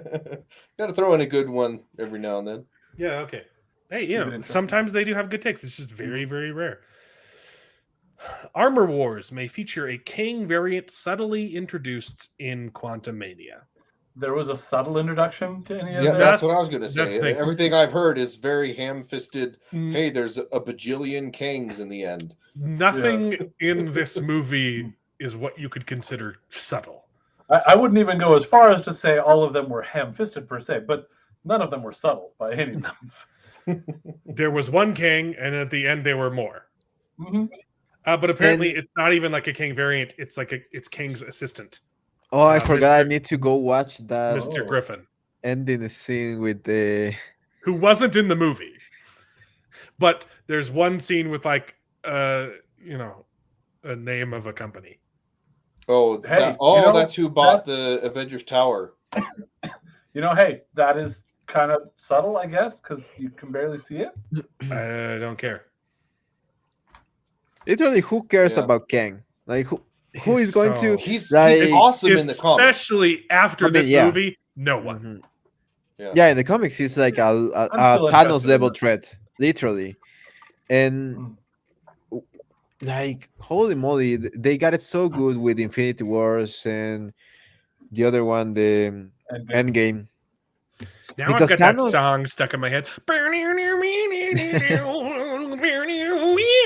Oh, it's so No good. one is going to best Thanos ever as a villain. No one is going to be even close. Like Even in the Galactus could be Spider-Man, good, but Galactus. Oh yeah. But I mean, what I mean is that no one is going to be Doctor Doom. Doctor Doom would be the choice. that I would actually. go. If they did it, I mean, there's tons of options if they were to do some good writing. There's Doctor Doom. Doctor There's Doom would be so Galactus, freaking interesting, There's man. I mean, Kang is awesome in the comics. Mhm. There's Noel, the freaking symbiote god. Oof. It's like there's tons of options, but they just Yeah. keep stumbling and just writing poorly written, poorly Well, like- constructed story plots. Gore the God Butcher was also like a really cool villain. Gore, yeah. He wasn't Yeah. super popular, but he was still pretty cool. And he was intimidating in the comics. But that was the point that I was getting into, that they are not going to be able to do as well as they do it with Thanos, and I don't know why. Well, I know why, for We know why. wokeism and leftism. Because the writing sucks. Yeah, no, it's because there are a bunch of wokies, leftist writers. They don't have the nerve or the nards to bring a centrist or a libertarian guy that really, well, that actually wants a good story to be written and not a bunch of propaganda and virtual signaling. So yeah, I don't know what they're going to do, but Marvel is pretty much dead. I 100% agree with this. I hate Don Cheadle as Rhodey. I liked the other guy. So, but that's just. I like him just fine. For real, you like the 2 + 2 is equals 3, or the Terry Gibbons? What's the name of the guy? I don't even remember. his Oh, name. the previous guy. I thought he was better than Don Cheadle. I Terrence mean, Howard, I think. yeah, Clarence, Clarence Howard. Clarence Thomas. Clarence Thomas is good. Why isn't he? Why isn't he? They should get him to play Rhodey. Is he alive anymore though? I don't think so. No, right? Is he? I don't Shoot. remember. Someone Google, is Clarence Thomas dead? That'd be sad. I just assumed he was dead. He's old. Yeah. More bad takes though. Here we go. Ant-Man and the Wasp: Quantumania is Phase 5. Oh, he's alive. Oh, he's alive. Clarence Thomas. Yeah, You should 84. You should go play War Machine. 74. I watched the crap out of that. Anyway, I gotta do the title over again. Ant-Man and the Wasp: Quantumania is Phase 5's Avengers: Age of Ultron. I actually agree with this. I liked Age of Ultron, bro. Age of Ultron. Yeah, Age of Ultron is better. underrated. A lot Way of people better. dislike it, and on review, it has become more and more important. But it also kind of Oh, didn't Terrence fulfill Howard. the promise that the first one had. Wasn't nearly as good, but it ends up being something you can kind of enjoy afterwards. I don't know. That's what I'm thinking with the way The this is gonna key go. difference here being that Age of Ultron was a good movie and Quantum of the Mania sucks. The comparison that they're trying to make, like you said, is that they were both more focused on setting up future MCU movies than themselves. But Ultron was still its own thing. I liked Ultron coming out of the theaters. I was genuinely confused to hear that people didn't like it. But from what I've heard is that as time has gone on, everyone loves this movie. And I can assure you, as we become more distant from Ant-Man Quantumania, that's not going to happen. People will forget that it was a thing. Yeah, my only issue with Ultron is that I just right before watching Age of Ultron, because I was so obsessed with the Avengers, with the Marvel Cinematic Universe in that point, I was literally trying to read as much of the comics from the character before the movie, and that was the issue for me with that, because Ultron was such a badass character. Oh yeah, honestly, that's the thing. He's That's my the thing. favorite. It's the same complaint that you guys are having against Kang right now. From the movie, like from the comics, he's amazing, and in the movie, he doesn't show up the way that you want and expect him to. Yeah, but I still there's think a he was key. fine There's in a the movie, very though. key difference. Yeah, He this was is what fine in the movie. He wasn't problem as is- threatening, and it didn't last for as long. It wasn't an Age of Ultron, right? But he was still a threat in the movie, and I still thought enjoyed that Kang was very okay. much. Like I thought Kang demonstrated a pretty good threat for the movie for what he was. But he was in the movie like for 10 minutes, and for most of the movie, they were avoiding to say his name. They were like, "Oh, the Conqueror! Oh, the Conqueror! Just say Kang!" Like you literally know the name. The difference between these two movies is, I personally think that Avengers 2 is better than Avengers 1. I like Age of Ultron that much. I do agree that compared to the comics, it like what we could have gotten from Ultron is it's hard. It's a hard sacrifice because he does last long. The problem was, I thought that Ultron in the movie in the MCU was too much of a threat, and so he had to be eliminated in this movie. Because if he has access to all the internet and he can do anything, like if he survives this movie, it would make no sense for him to just go in hiding for a long time, right? Like and this was a problem with a lot of early MCU movies. They were just going through a lot of villains and as one-offs. But I don't really see how Ultron could have remained in the MCU and to still tell stories like it just doesn't make sense. So it's a shame that he had to be wasted. But I don't see another option. I loved him as the villain, and it was still good. I loved him as the villain. I thought that he was very imposing, and it's one of my favorite MCU movies, Age of Ultron. And I thought Kang was too, but also I think this is a good example of the fact, like that exact same thing, where they found a character they can do kind of both with.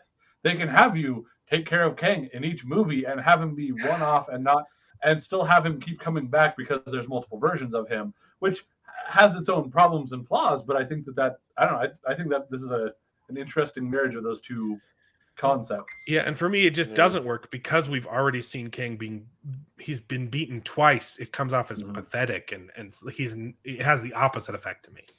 I do see where you're coming from with that, but I don't know. And I thought that if this version is the Conqueror, who is the version that we are supposed to be afraid of? Yeah, I know, right? Probably the ones that decided Fu Man King is the one we're the worried about. Exterminator. Yeah. I want to see a battle with the Egyptian King, though. Personally, no, I want to see full on racism. Gorilla Monkey King. I want to see him be the leader for all the kings because that's racist as heck. You racist MCUs peoples. You guys don't like blacks. Yeah, but before we move on to the next one, I just wanted to add that I agree that Ultron was too big of a threat, but they needed to make like his own arc.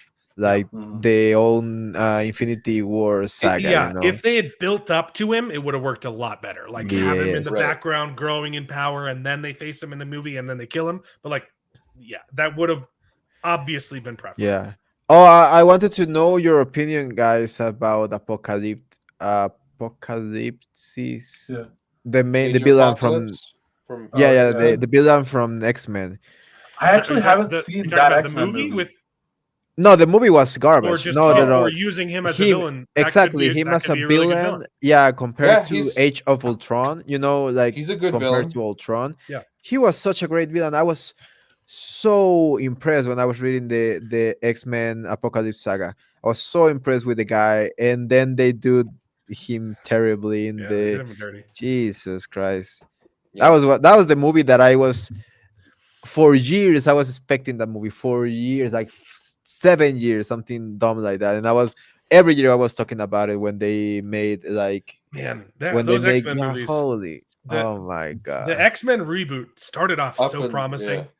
With and then Age of the and yeah. then just Days just of Future tanked Past harder. was so good. tanked Yeah. harder than anything I've ever seen go down. First Class Yeah, was I like a haven't seen any fun since, movie, but since the one before whichever the second one was with that. First I Class. didn't see Age of Ultron Age of Apocalypse or the Dark Phoenix one. Oh yeah, those that's those are bad. yeah, it was Jesus. disappointing. I've heard It those started are off good, so yeah, good, but- like oh man, in Well, X-Men First is Class my was First favorite. Class was like X-Men. wow, this is like Yeah. return to form. These are going to be good again, and then I loved Days of Future Past just like blew my mind. Exactly. How Really, well really they good, too. executed that. Well, and it's Exactly. actually So like a good. really good use of time travel that doesn't Right. like contradict itself. Like it was actually really smart, and I was like, wow, they perfectly managed to toss the Bridge baton one. from Mhm. like at first I thought we were just gonna ignore, and like it would just, hey, we just rebooted, but then they're like, hey, no, the reboot is part of the old boot, and I was like, what? There's two boots, and Yeah. it's the same boot. that was so Yeah. cool. The Next beginning movie, of that I'd be movie like, is amazing. Yeah, One of my And it favorite was a- beginnings of any MCU, or if you can even call it MCU. Yeah, I was so disappointed on how those turned out, and I don't know what they're going to do to bring it was also X-Men great. back. It was also great to see Xavier and Magneto work together for a little Yeah. bit. Yeah. Like that was Yes. something we hadn't gotten to see on screen yet, and it was so good. And then eventually they have their falling out, so they can fight again. It was, Yeah, it was man, absolutely talk about fantastic. disappointing. Anyway, the bad takes though. We were talking about those. CBR Ant-Man 3 writer responds to MCU fans wanting a serious MODOK. Good luck. Responding to criticism and proving that he learned nothing from the bad reviews that his movie got. And may I remind you, a serious villain even in the comics? yes, Yes. He awesome villain. was a serious Awesome villain. villain. He was over the top and ridiculous, but he was It's He was a serious. major threat. Dangerous. He He wasn't was just a joke. dangerous. Yes. Fair. I think even Hulk had like a bash with him, and he was struggling. Yeah. He was a serious threat. That's and it was ridiculous. doubt. He was very over the top, but he wasn't just a joke, right? I mean, his name is It was good. Moda, murder, whatever. I don't know the Yeah. acronym of it, machine design. Mechanized over organism Exactly. designed only for kill. Yeah. exactly. Used to be Modoc. designed only for computing, and then he said only for killing. But Yeah. look at that picture. That's actually a pretty great picture that compares how bad the movie was and how good the one in the comics is. Yes. I heard there was even some rumors that they had gone in and changed some of the CGI in the movie. Some of the people that went back and saw it again noticed that it looked different. I don't know if there's truth to that or not. I don't know why they would go through the expense of doing that mid-release, but They it's do not that gonna sometimes. fix the That's terrible been known movie. to happen occasionally, but But they did it with the Thor one, but it's going to be enough of a fix. with Thor Love and Thunder, they did it until it came to Disney Plus. So perhaps we Yeah. can Yeah, expect something they've similar. made changes but... when you put it on Disney Plus. They make changes, Yeah. but But I don't know. I just like it. I don't know. I didn't mind the fact that hey, we've only got so much we can do. We're going to put in a villain, and this is kind of an interesting way to put them together. I thought it was. Well, all let right. me I didn't read mind you it. the full quote. Let me read you Fair the enough. full quote, and also let me remind you that this man is writing the next Avengers movie. Oh no. Responding to criticism and to people saying, "Hey, is there any way you could bring back this character and make him not a total moron?" He responded, "I promise you, MODOK will be even stupider if he returns." I refuse to listen to the fans on this. I will not make MODOK serious. As long as I'm alive, they're not going to get that serious adaptation that those 4 fans want. It's a lot more than 4 of us. He'll be a big dumbhead. That's all. A big dumb head. Yeah. I will go to the mat for MODOK. I'm so happy. And it was such a fight. And it was a labor of love and passion and all that. He fought to make MODOK idiotic. Just to get the comedy balance of this guy. And hey, I'm a big comics guy. Bull crap. I'm sure you are too. Yes, we are. We're on the internet. People got opinions. Those MFers are wrong. I'm sorry. You want a serious take on MODOK? Question mark. I played that Avengers game on the PS5. Good luck.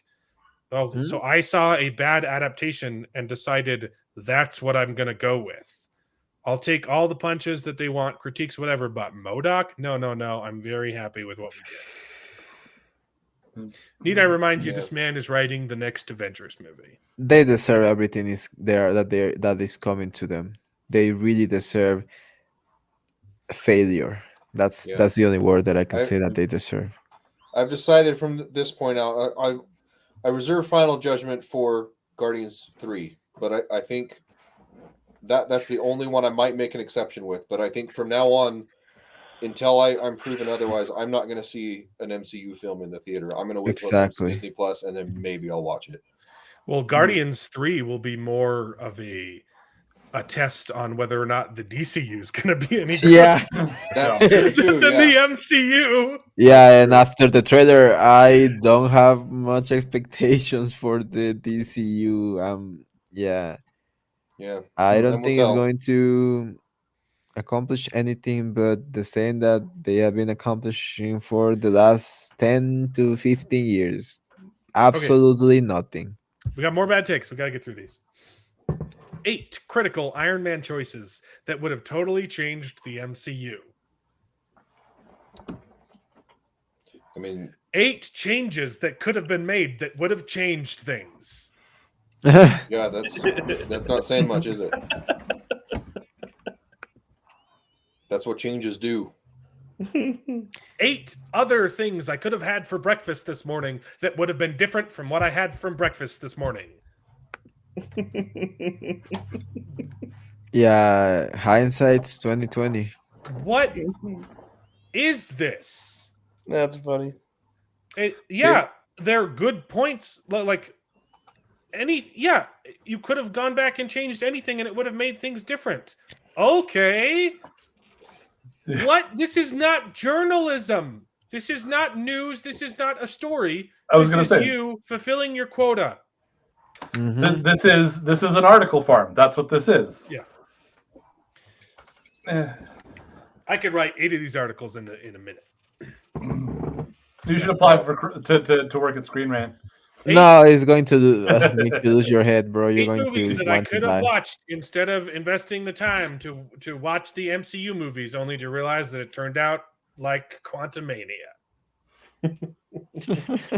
I could have watched Top Gun. I could have watched Star Wars. That's 4.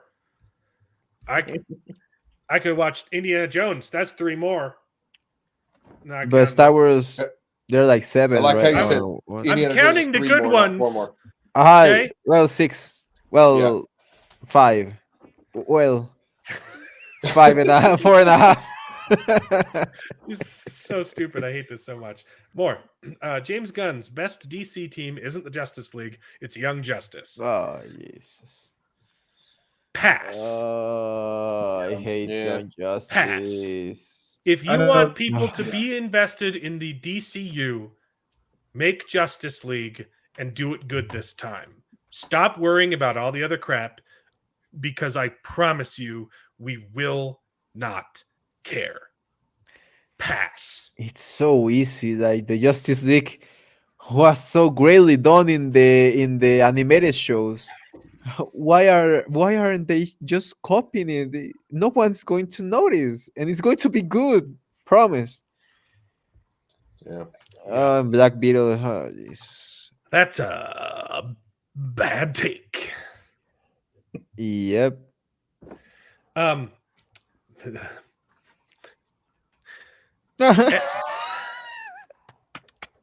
we thought that 2 headlines ago was bad, just get ready. Everything Everywhere All at Once is unbeatable, but so was Brokeback Mountain. What? They're talking Oscars here. Everything I'm Everywhere assuming it's should some win kind the of award. Oscars. It's unbeatable. It was the best movie. But so was Brokeback Mountain like 20 years ago, and that one didn't win. You could say this about literally anything. Yep. This is the same problem. Hey, you know the Guinness World Record for the tallest man alive? He's the tallest man alive, and no one else is taller than him. Until someone else is taller than him. The person It's before him, nice, and he's nobody was taller than him until this one came. Yeah.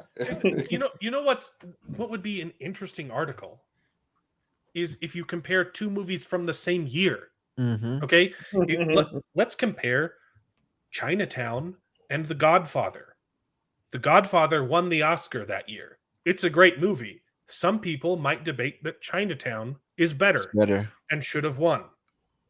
That's an interesting article. Mm-hmm. Sure. What is this? Yeah. Compare Everything Everywhere All at Once with Tar, which is going to compare win. it to the other movies that it's contending with this year. I mean, I don't think Tar is going to win, although he probably deserves it. But I haven't seen it yet, but I've heard. I want to watch it so badly. I have plans to watching it, but it's coming out in and out from the movie theater, and so I don't know where it's even screening. I did like Everything Everywhere. I did like Everything Everywhere All at Once, but this is nonsense. I think they're just trying to say, again, it's a ham-fisted dumb article about it, but trying to say just because it's doing well so far doesn't mean it will win. You know, like you said that earlier. I'm just saying, like, whatever. Yeah. Then compare it to multiple movies that should have won, right? Mm-hmm. And I wonder if they're trying to make the point. Because I don't want to read the article, but I wonder if they're it's trying really short to. too. Yeah, It's like that's it. I wonder if they are trying to make the point. Oh, Brokeback Mountain was so diverse, and so it was everywhere, whatever it was. Everything everywhere. Yeah. I don't even care about it. Yeah. Yeah, that might be something because especially with his ending statement there, you know, Brokeback still haunts the prediction business. Because Crash won instead. I don't care. Anyway, there's a couple more. Oh, homophobia. Yeah, they were making the point. You're But right. that's They were okay. making the point about It was homophobia. homophobia. Yeah, that didn't make. Yeah. It sounds like Hocus Pocus 3 won't happen, but that's okay.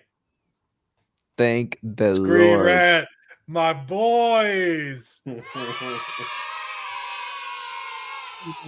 For you. Screen Rants.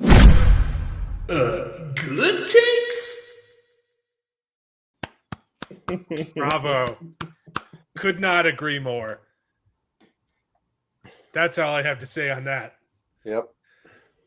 The Dungeons and Dragons movie intentionally emasculates its leading men.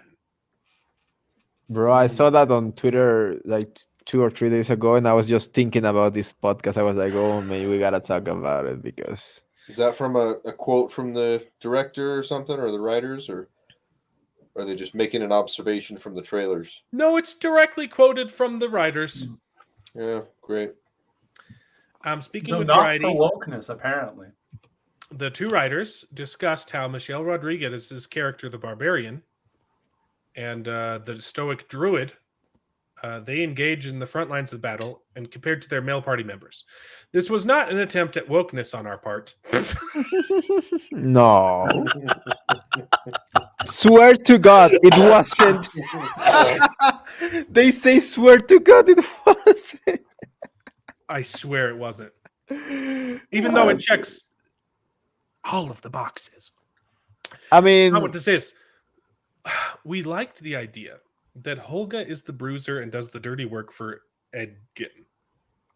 He doesn't like to get his hands dirty. We also love emasculating leading men. Yeah. Well, in the case of Chris Pine's character, that it makes sense because he's a bard, right? He doesn't like to get his hands dirty. That's fine. Yeah, a bard not getting his hands dirty sounds about right. But all the men. Then say that he's Exactly. a bard and doesn't have battle experience. He's the support character. Right. This does not say the same thing that this does. That says the opposite. Mhm. Okay. I mean, when they say "I swear to God," you know that they don't have a God, so Yeah. Who are they they're swearing just swearing They to don't believe in nothing. God. Mm-hmm. We like our male Yeah. heroes to be challenged and not simply heroic. We like our male heroes to be mentally challenged. No, but I think that there's actually something good to this idea of like they're not just simply they're not those one note Okay. heroic characters. They're going to be something. But they like their female Yes. characters to just be simply heroic. Yeah, they want to write poorly written female characters instead. Yeah. Yeah. Pine reportedly enjoyed making himself look as bad as possible, almost to a fault, to the point that the team had to remind him that he had to look heroic in some scenes. Again, that's on par for a bard character. But, you know- look at but look there's at, other male characters in the group, right? Yep, and they talk about There's how bad the- they are too. There's a paladin, right? None of the main Yeah. characters are particularly good at what they do, except for the females. Yeah. Okay? I think that I responded most of the script was they're all losers, all of the men particularly, because we love emasculating them. This little band of comrades, they're all crappy. Well, except for the women, because we have them fighting the front lines and they're really good at everything that they do. You are not great at being a bard, Grant said. And the magician, played by Justice Smith, he's really bad. He sucks too because he's a man. What do they call magicians in Dungeons and Dragons? Sorcerer. No, they don't. There's a distinction between wizards and sorcerers. Those are two different classes. Yeah, that doesn't. Yes, actually. Sorcerers are people who are born with natural magic abilities, and wizards are people who learn magic spells. There's a very big difference. Two completely classes. These people have never played D&D. Yeah, and sorcerers do sorcery, yeah. so And that that's actually doesn't make sense. something. They were previously stating how in depth they went into the D&D lore, and they consulted Wizards of the Coast for what locations they can use for their thing and stuff. But obviously they don't know what they're talking about here. That statement right there is the most worrying of this to me. Because actually, if you look too, Michelle Rodriguez's character has been thrown out of whatever and is still in love with her husband. She was cast out of her group, her society, Thrown out of and whatever, her yeah. husband cheats on her, and she's still in love with him.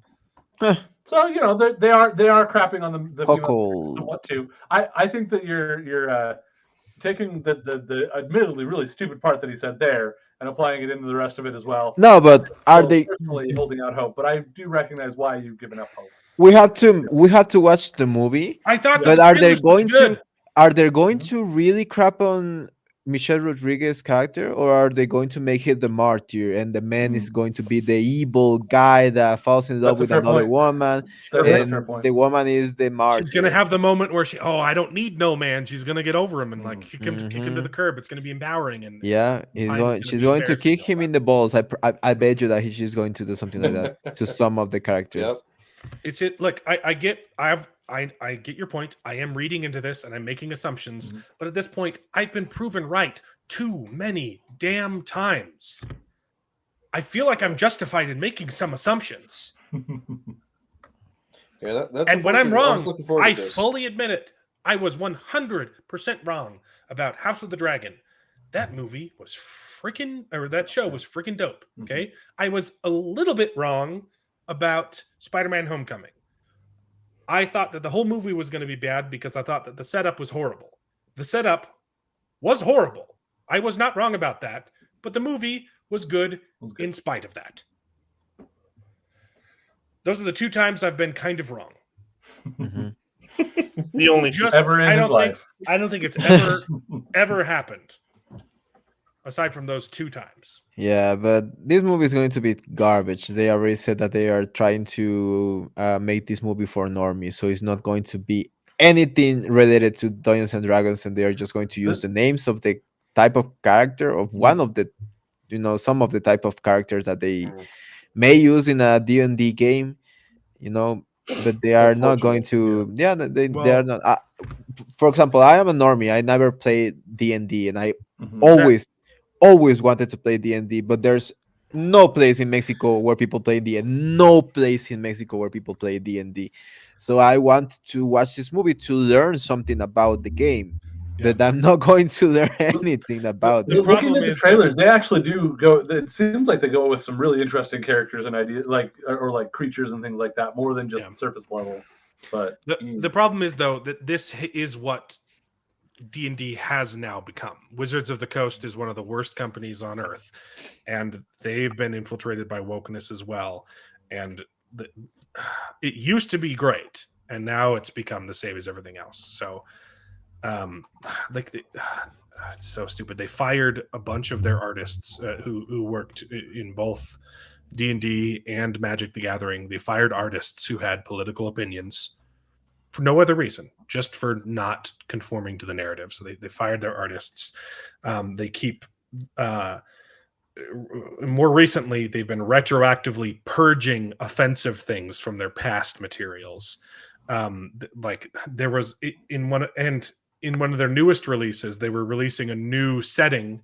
It was like future space stuff, and there was a race of monkey people that were very clearly inspired by the monkeys in Wizard of Oz, the flying monkeys with wings. That's what they were. But someone got offended and saying, you can't have monkeys because that means black people. I'm sorry. If you see a monkey and you think black people, you are the racist. So they had to go in and purge that. They're also disgusting purging, they're purging the idea of evil races. Like orcs can't be evil anymore because morality is fluid, just like gender. And the company is full on garbage now. Makes me remember. And when I play D&D, I don't care about the established lore. I mean, I like obviously what R.A. Salvatore did, but they don't like him anymore either. So I don't care about the established lore. I just use the format to tell my own stories. Yeah, how would they expect people to hop into D&D with all these changes that don't make any sense? They're trying to appeal to no one because D&D players are not going to watch this movie because they know it's going to be crap.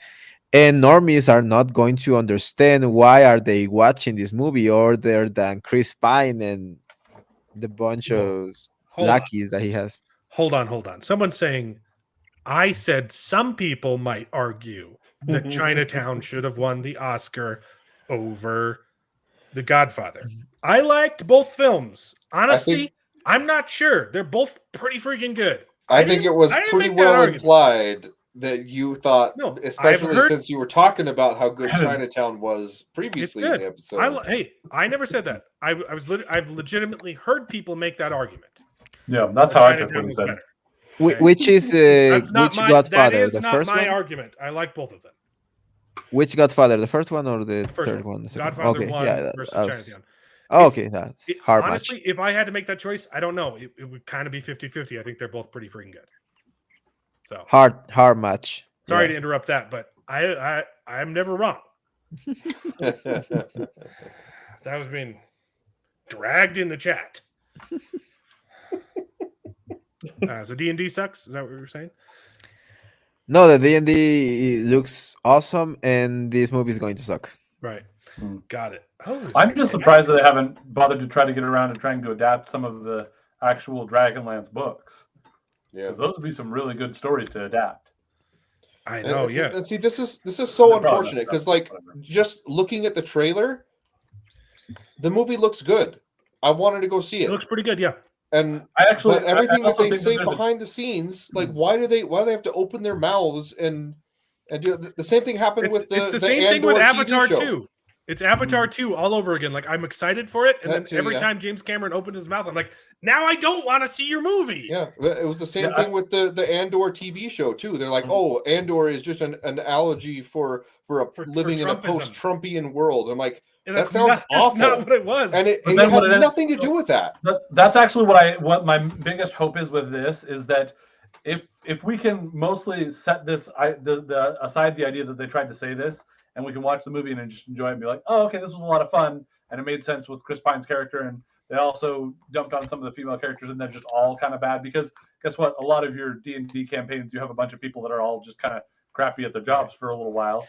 Like That's the that thing, though. makes sense, and it would be great, and we can look at this and be like, that was these guys' idea, but it did not come across that way on screen. Yeah. You know, I'm Yeah. going to try That's what I'm and hoping be, I'm for. going to try and be objective, but this is bad marketing. When you do this, because that Exactly. I go into your movie assuming that it's going to be bad. what I will argue with you though is while I agree it's marketing that does not affect that is not good for us, there are people for whom this kind of marketing is a positive, like they would view this as a positive And those thing. aren't the But- kind of people who play D&D. but that's the thing, they're trying to get these people into the theaters to watch this movie because otherwise they wouldn't go to it. So I think there's a good chance that this is a really awful and I don't like it, but probably almost a smart idea on their part to pretend like it's more than it is or different than it is, I just think you should shut your mouth and not put the politics. Not Not talk Jared. about politics. We're talking in the about movie. No, I you're was not like, you. Jared, I'm just saying, Jared, if you're I making a swear. movie, I think you should just shut your mouth when you come on my podcast. Every time you open it, I just want to kill you.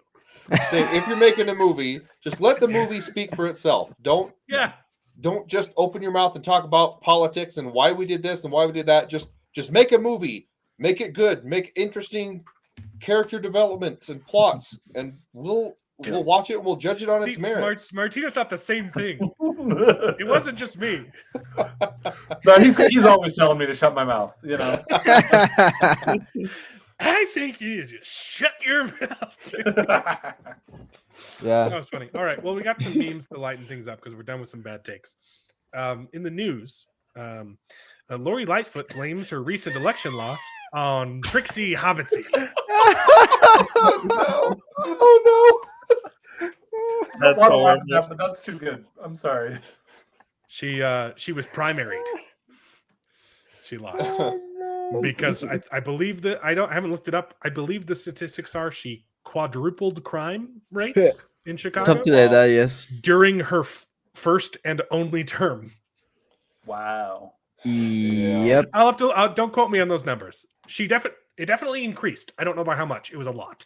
I'm really glad that she's gone because she was a scary. She looks like Gollum, that's the joke. looking. Yeah. Jesus. Okay, we got one more. Thanks to inflation, more American families are surviving solely I on saw Costco this, man. sample. Holy. I cannot tell you how true this is. Sometimes when my kids Bruh. get too antsy, I literally just take them shopping to Costco and shut them up with little samples. And they're Been good. there, Costco done samples that. are primo, baby. Mhm. When I was a kid, we only had a Sam's Club membership, and they had samples like once in a blue moon, and it was like, oh, it's really cool.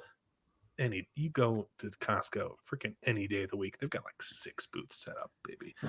Yeah. They pull We out never had the Costco good membership, but stuff. anytime Last time I went we to had a chance Costco, to last piggyback, time I I went to would go, Costco, baby. Last time I went to Costco, they had a booth set up. They were shelling out chunks of smoked Gouda cheese, baby. Oh, where was baby, Costco.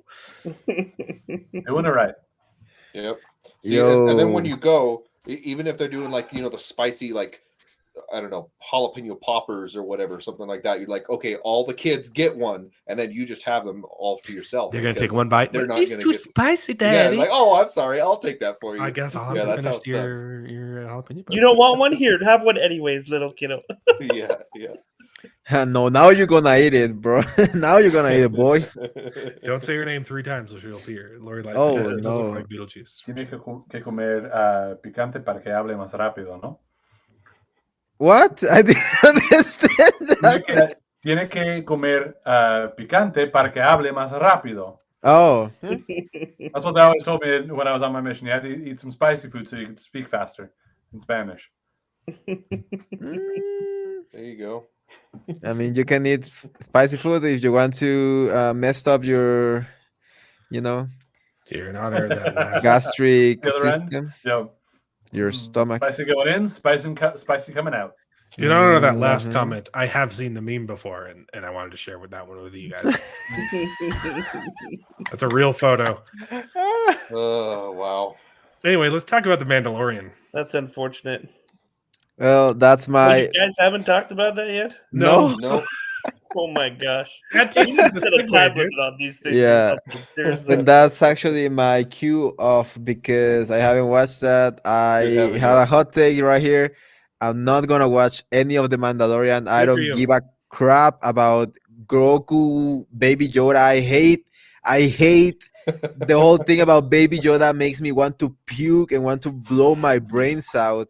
And I don't want to watch a masked guy. I don't know. I never The whole saw he can't any. take his mask off is just the stupidest writing I've ever I seen. don't know. I hate it so much. I heard about that and I was like, I'm not gonna watch this show. And It then makes the only like, reason it why I makes wanted no to watch sense. the show was Gina Carano, and then they booted her off, and I was Yep. like, Yep. okay, no. But I have a Mandalorian teacher right here, so I'm a little bit of a hypocrite. So Yeah. I mean, I love the t-shirt, but when I saw it on Walmart, but yeah, never wanted to watch the show. I never found it attractive at all. And for me, Star Wars died with the seventh movie. Yeah, the seventh movie, the Yeah, Force Force Awakens. Awakens. Yeah, that was the day that Star Wars died. Yeah, Well, I mean the day. Well, is when Disney bought it. Yeah. Yeah. Sure. Well, thanks like The for Force Awakens. we love you, Anger Mexa. Thanks for coming on the show. Love you guys. It was uh, a great time. You know, it always takes time out of my I mean, it always takes the bad things of the weekend off. You know, this show for me is like, you know, coming here and complaining about things that we all love is just, you know, relieving. And I really appreciate you guys for that. So thank you for having me again. Well, And the I audience likes you want too. We had a poll saying who's your favorite co-host, and you got 44% of the vote. So, There you Oh, go. man. It's always I a missed pleasure, the poll. Mixa. yeah, you missed a poll. Both of the Jareds got a combined 22%. Yeah, that's all right, you know. They only get you can only have 4 options when you do a YouTube poll, so I just put the Jareds together. So really, That's why. your Okay. votes are split in half. Yeah. Corwin didn't get any of the votes. Maybe if you showed up more. Oh, that brightens up my Maybe day you're- or my night. And I love you too, guys. And it's been a great ride. And I hope I can see you all next weekend, next Yeah. Sunday. See if you can check out. You missed the first discussion. See if you can check out the first 2 episodes of History of the World Part 2. It'll be on Hulu tomorrow. History of the World Part 2. Yeah, That's what So- we are going to talk about next week. and The Mandalorian, and Oh, and, yeah, the, I and can- The Last of Us. I can watch, you know, a little bit of the Mandalorian. I don't need the so context. History of the World is Mel Brooks, and I don't know. It might be good. It might be woke. But I grew up with him as a childhood, and he hasn't done anything in like 20 years, 30 years now. Yeah. That's true. But you know, it might be terrible. So it all premieres next week. Hmm. There's 8 episodes and 2 episodes every day from Monday, Tuesday, Wednesday, Thursday. 2 episodes release. Okay. We're committing to the first 2. If it's good, I'm going to watch the whole thing. If it's garbage, I'm done. Right? If it's woke, whatever. Mhm. Yeah, we can watch the first 2 episodes, right? Yeah. And we can see where it's heading towards. So yeah, see you guys. See Have ya. a great night. Bye. Yeah. Bye, Mixa. Mandalorian was garbage. I hated it. I hated every second. It was so Yeah. boring. The So- choices they made were stupid, ridiculous. I've always hated the whole I can't take off my helmet thing. It makes no sense when you get into the actual logistics. How do they cut their hair? How do they eat? Like how do they mate? I don't It like does show that they're allowed to take off their helmet to eat, and that it's doesn't count as being silly. against the rules. Not It's not in silly. public, yeah. Silly, Yeah. silly. I like the other group of Mandalorians better. Yeah. But- So Again, to my whole take on the whole show, it's always been mid for me. It's been mid-tier entertainment. They have 2 really good episodes every season, at least in 1 and 2 that I've really loved. they've had frequently 2 really, really bad episodes, and then the rest of it is just mediocre. Yeah. So So this was one of the worst episodes. I wouldn't go that far, but yeah. Yeah. So for those of you that haven't seen our previous discussions on Mandalorian, I absolutely love season 1 and 2. And I admit some of the episodes are better than others, but there haven't been a single episode of Mandalorian that I have actively disliked until this episode. Nice. I thought it was Come to the boring. dark side, David. I thought all of the whole thing was just him going around to previous people that he's seen in the previous episodes. Remember and this? seeing where he Remember when we stands did with this? them. Remember when we did that? Remember this? Remember that? And the I decisions swear that they when he made- said, "Well, you need someone else to fix your droid," I thought they were going to bring back that stupid lady that I hate. I was like, oh, she's no, coming back at some point. no, Is there? no, You see her in the no. trailer. They're going back to her. But it was worse. Yeah. It was Babu Freak. Oh, and he was speaking plain English, and he had an interpreter. I like what I mean, sort of. I hated it. Yeah, no, that whole segment with, oh, I need a droid to help me, but I'm only going to trust this one droid that is dead, so we're going to bring it back together. And Grief Karga's like, no, it's not possible. We can't do it. And Mando's like, oh, I can do it. So he brings him back, and then he tries to kill him, and then he smashes him, and then he's like, oh, I know someone who can for sure fix him. I'm like, I thought you said they couldn't be done. And so they take him to Babu Frick people, and they're like, oh, no, it can't be done. Oh, unless you get me this part that it can be done. Okay, so I'm going to do that. But then I'm going to completely forget about having him as a guide and go to Bo-Katan for a guide instead. It was like, on top of what the hell that, was the purpose of that? The whole stupid plot arc hinges on just like, I need a thing for reasons. It's not explained why I need him to help me explore Mandalore. Like, there's no... But that one does make a little bit of sense because it's at least theoretically been poisoned, and so having a droid to go with you to a poisoned planet would make some sense. It was so silly. It was so convoluted of why he had to fix IG-88. I need to go to Mandalore, and Mandalore's poisoned, so I need something non-organic. That takes 2 seconds. You guys have put me in a very difficult position here because I had my issues with the episode, and I agree with most of your complaints about it. And now you want to be contrarian. I have to defend it because I'm still more positive on this show than either of you guys. Like this was some of the stuff that was in here was. You so gotta nonsensical. play contrarian all the time, Mr. Devil's Advocate. I'm just good old friends with the devil, and I'm going to advocate on his behalf. And I'll admit there's also Satan. There's also a little bit of a level of like I am unwilling to be too actively like I'm unwilling to take it to a level of like I hate this Star Wars thing, even if I can be like there's real problems with this Star Wars thing, because yeah, you're right, and okay, you have IG-11, and he needs to blow himself up. We see this scene where he's like, I cannot be captured. My programming is too important to like I can't let it fall into the wrong hands, so I have to destroy myself. So I'm going to have this thermal detonator right here. And it's going to explode. He exploded from what the is the part of him that still somehow freaking survived? It was this part. What?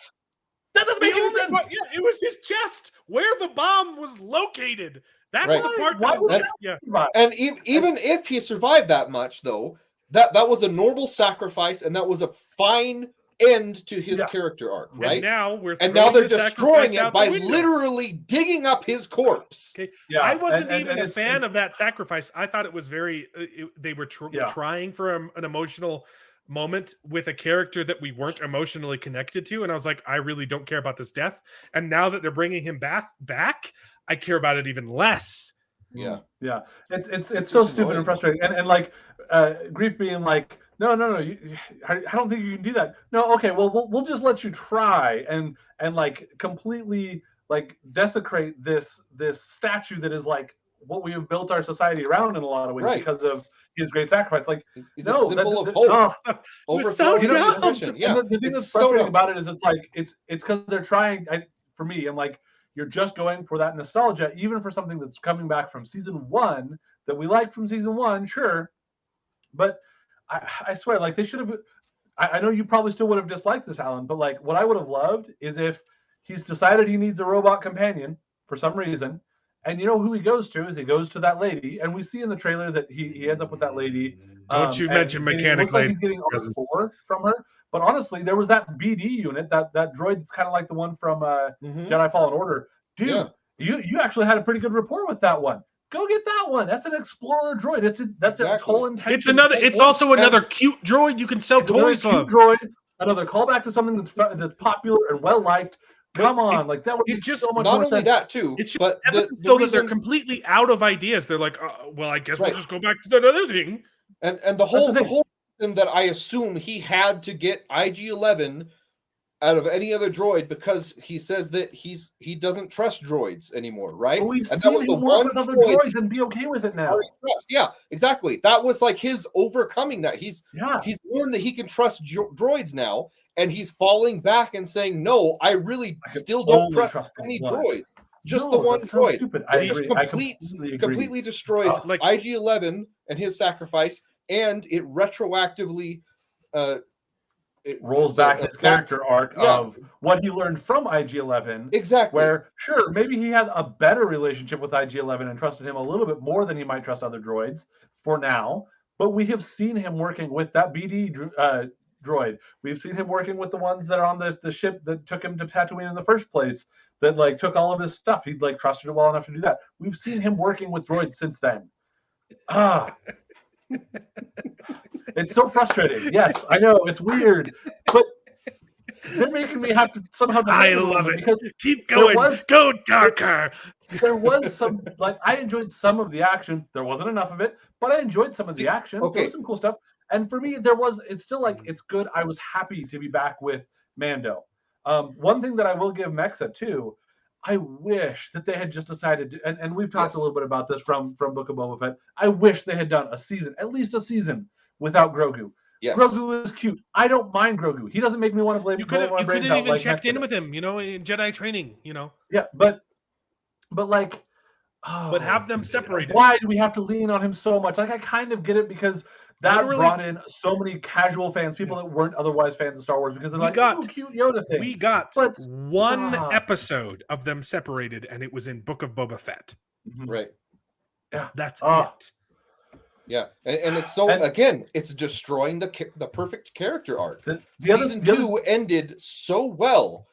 He completed his mission. He said goodbye to Grogu. He passed him on to And he Luke even has a Skywalker. I don't even like the whole "I can't take my helmet off" plot point, but it worked in the last episode of season 2 where he says Right. goodbye to Grogu. I was like, It- oh, that's actually kind of this is a good moment, despite how much I hate that plot point. It made an emotional moment with saying goodbye to Grogu, and it also did a great job of setting up something to be doing this season without Right. Grogu necessarily, of him going to Mandalore to redeem himself or whatever. Which, again, because you hate it, you probably hate that to begin with. But if you're going to go with it, that's at least an interesting thing to do, and you can go that direction. But see, this is the thing that frustrates me the most about this is, while I could come up with a reason, I agree with you, Alan, that like they didn't answer the why you need this other companion to go. It felt to me like we are focusing on the nostalgia and bringing back the member berries of the different things that we want to try to get popularity from by bringing back Grogu and IG-11, and we're just spinning our wheels, delaying getting to the thing that's interesting.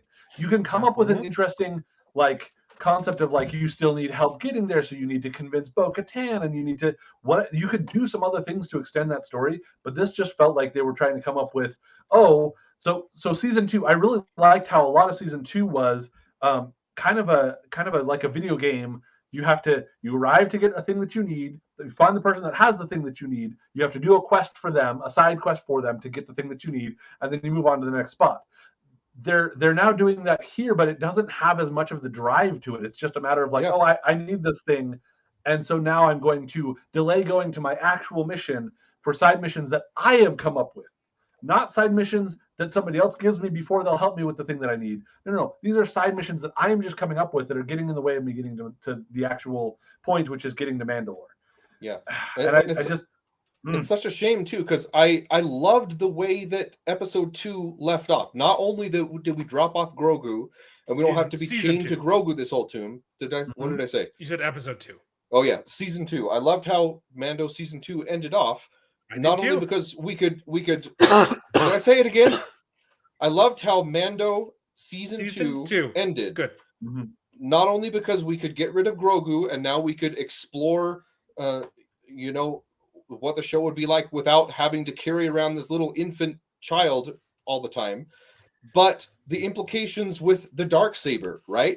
And with these different factions of Mandalorians, all he's known, all is of which this are no longer in play. Yeah, everything he's always known is this one sect of Mandalorian. It's like, oh, Mandalorians don't take off their helmet, but now he meets Bo-Katan, who's Mandalorian, and she takes off her helmet, and then he wins the Darksaber. She says, "Nah, I don't want to be in the story anymore. Yeah, I'm not even a leader anymore. I'm just completely by myself in this castle." Sitting on my throne for no reason. Yeah. That castle was cool. I like that character of Bo-Katan. I really hope she doesn't just pout in her throne all season, because I would love to see her coming back and doing something. But the most interesting thing though is now what he's struggling with. What does it mean to be a Mandalorian? Because I thought it was this thing, but now it's this thing, and I have this symbol that can rally the Mandalorians, but I didn't ask for this. I didn't ask for this leadership, and that whole struggle about finding out what a Mandalorian is. It could have been a political drama, but he doesn't even. Let's bring the Mandalorians together. Yeah, exactly. Yeah, figure out how to unite these disparate factions. At least finding out why there's different Mandalorian factions, but he doesn't care about that. It's because they don't know. They don't have the answers, dude. The writers don't have the answers. So they can't give answers. They don't know. They've hinted that that they would go that direction, and then they didn't do that. They made you think that, and then they're not. It would have been again. And they still could do it, but it just in this episode he's still 100% on the side of his clan. But he doesn't even ask questions about the other faction of Mandalorian. I know. Wouldn't you be curious? He's like, like, you have some what questions? do you mean I'm part of this cult thing? Like, I didn't know this is all I've known. What does a Mandalorian mean to you? He doesn't ask any of that. Like, what is the significance of this Darksaber that I have? Oh, do you have it? Yeah, I still have it. Well, cool, because nobody cares. Like, no, if he had the Darksaber, he won it in combat, those other Mandalorians would have flocked to him. But he's just going off on his own. They left Bo-Katan for some reason. Where the hell did they go? They didn't follow him. Like, this story is a mess. And Jared, you mentioned the action. I liked that scene, the action scene where they're fighting the thing at first glance, until you realize this is a group of freaking Mandalorians. They are meant to take down creatures like this, and they are armed to the teeth. One Mandalorian and a small group of Tusken Raiders took on a freaking crate dragon by themselves. And this is an entire clan of Mandalorians, which, by the way, in Book of Boba Fett, they said it was just him.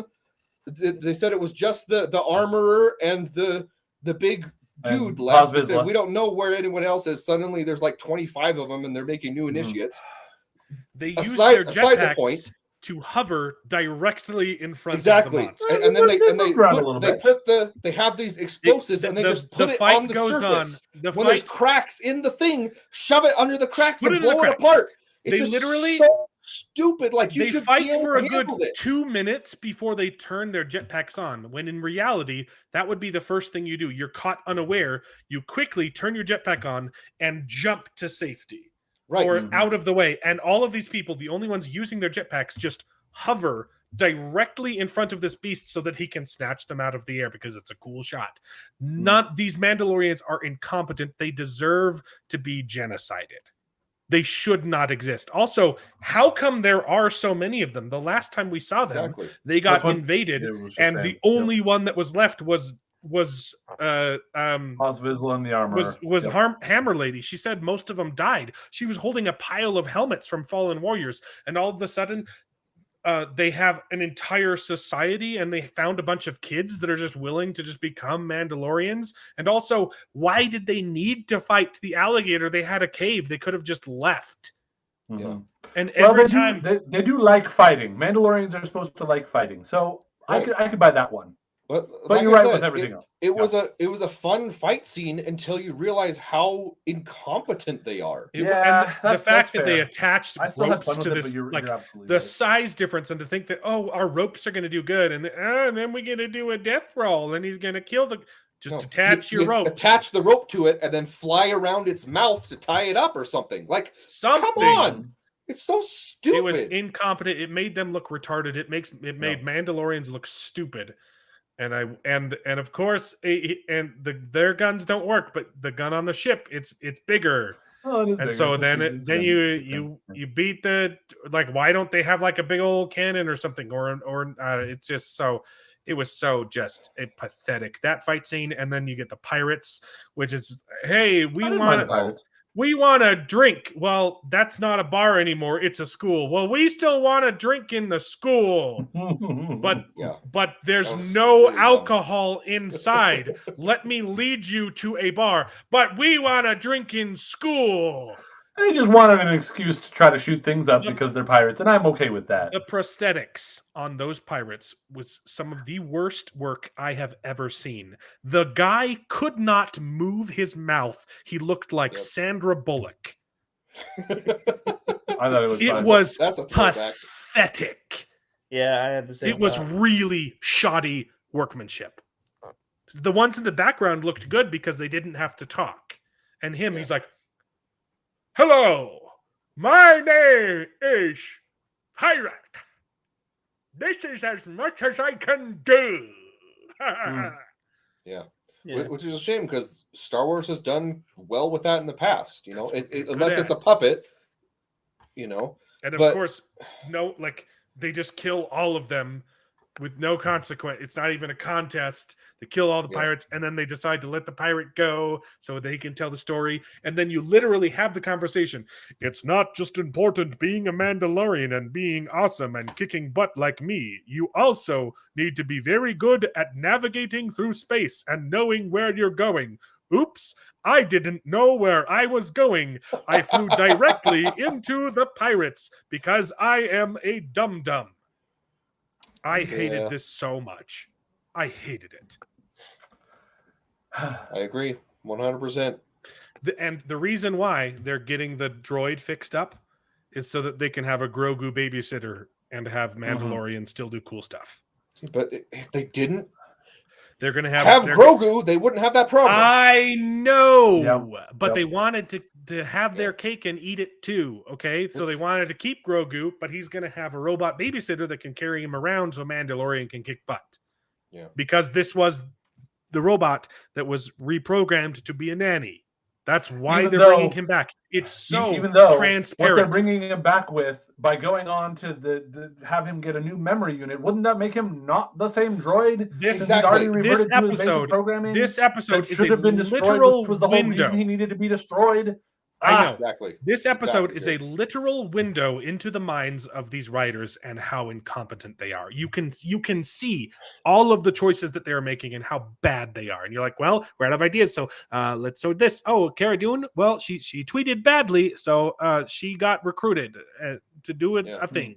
At least they addressed it. That was the whole thing about this entire episode. It was just. It made me sad. Luke was a better babysitter. Yes, I know. Yeah, exactly. Right. But, well, I mean, until he gets all the Jedi slaughtered. But, they didn't know that was going to happen. I guess they had to get him out before that happened, right? Yeah.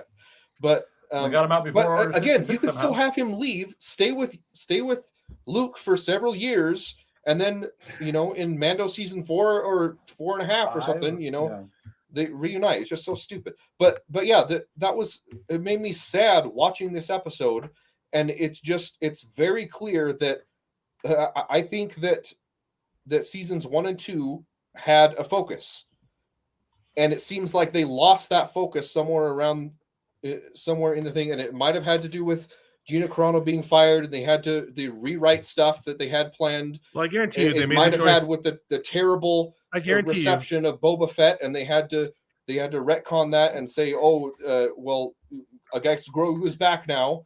I guarantee you, Kathleen Kennedy said, "Wait, you guys got rid of Grogu? No, you have to bring him back." Yeah, it's so unfortunate seeing that, because you could see in previous seasons, they had a direction for this. This is like one of the few Star Wars things that like they have this planned out.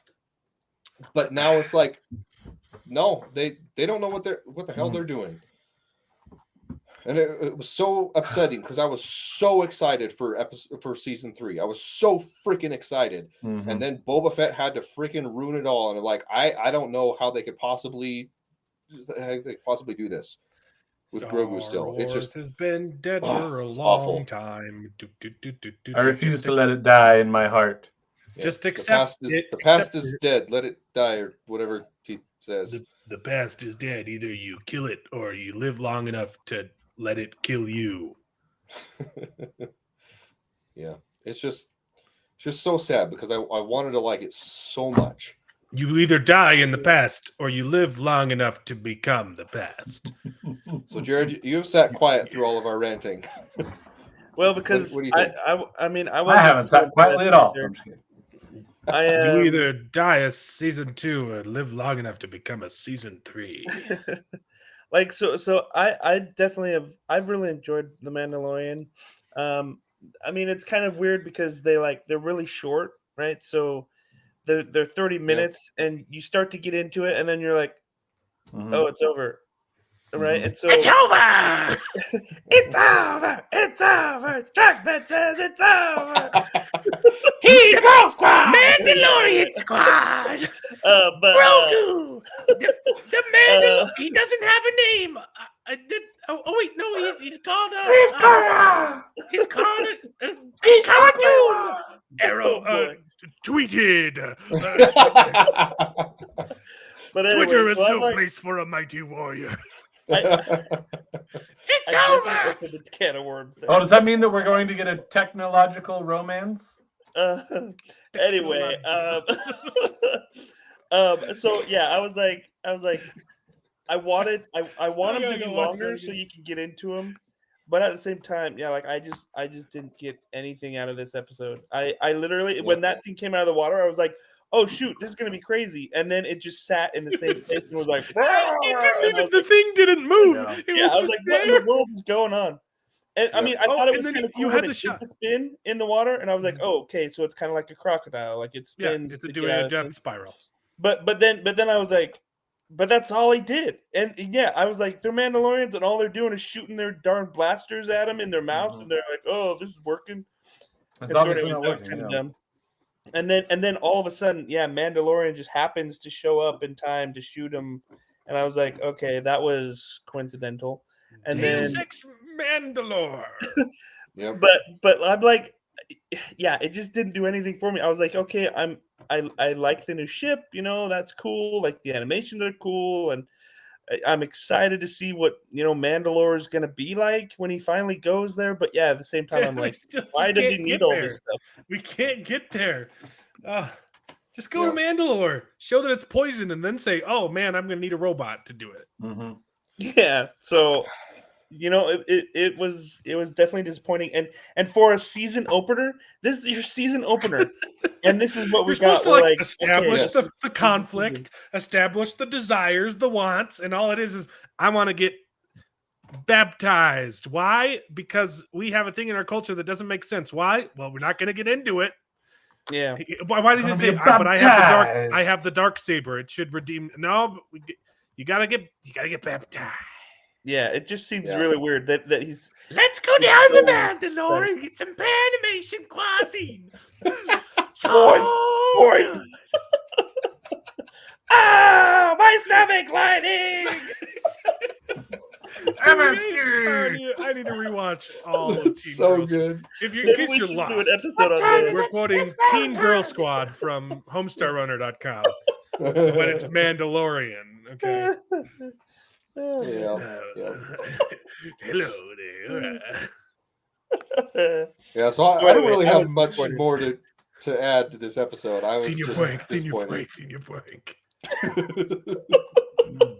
I think this you- stream is quickly devolved. You thought IG8 had exploded himself in a noble sacrifice.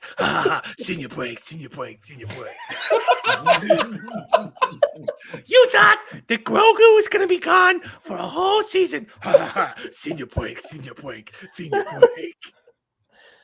Dude, Oh, man. bro, you need to make that a reality. I'm This going to is- do it, this right? is We so got to good. do this. This is Right? I'm like, gold. we just landed on a gold mine. No Yeah, I one's going to know. watch it. No, but I mean, it's too obscure. We've been my wife and I've been really surprised at how niche Homestar Runner seems to have actually been. Like we have all like watched it, but Yeah. we tried to talk to other people, even of our own age and generation, and they Yeah. don't know it somehow, and I don't get it.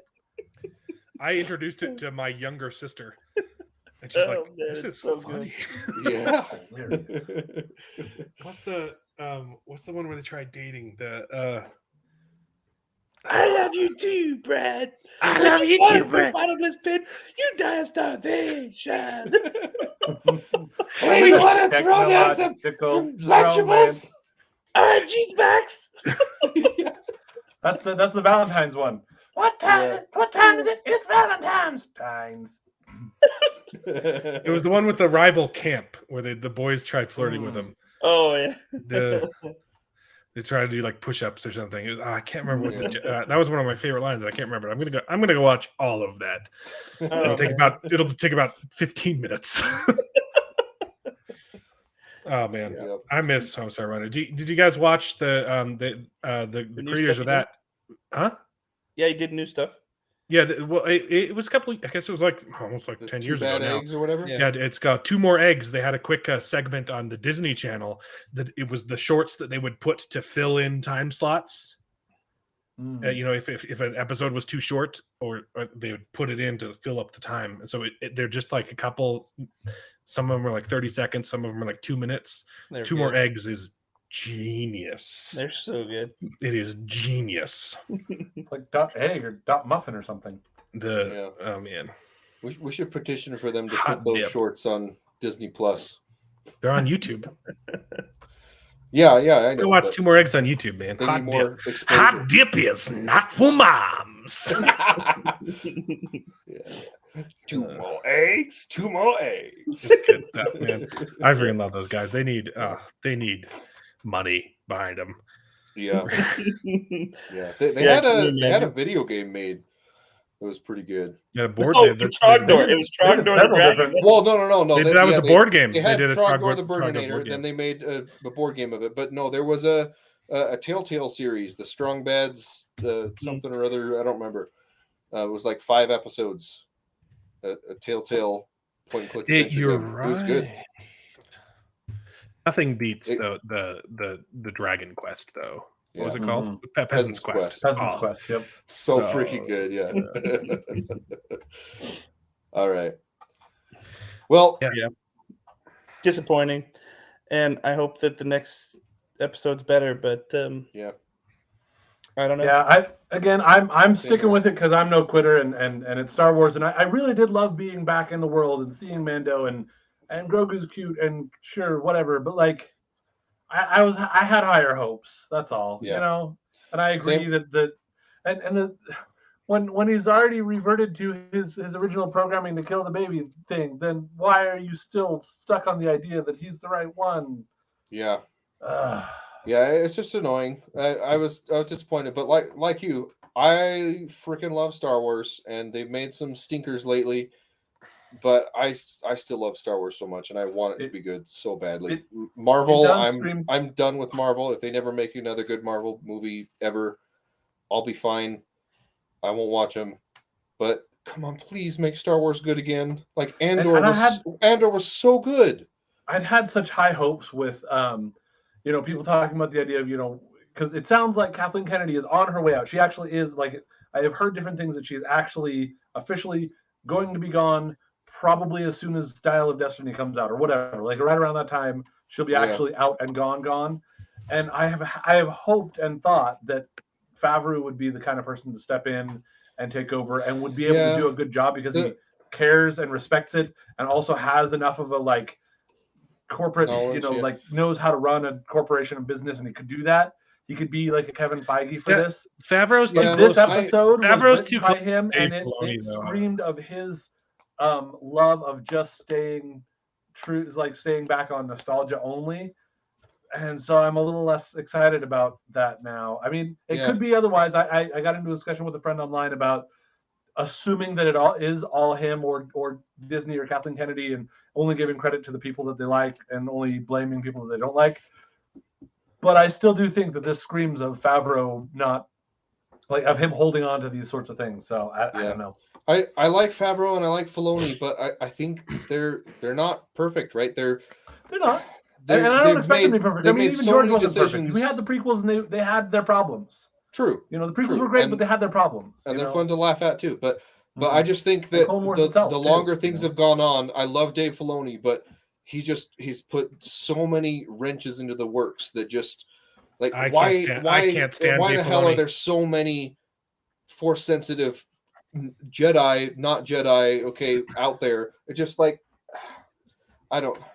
He can't let anyone die, you know. I can't Let stand. one I can't person stand die. Dave Everything else. Filoni. I think he's done almost as much damage to Star Wars as Disney has.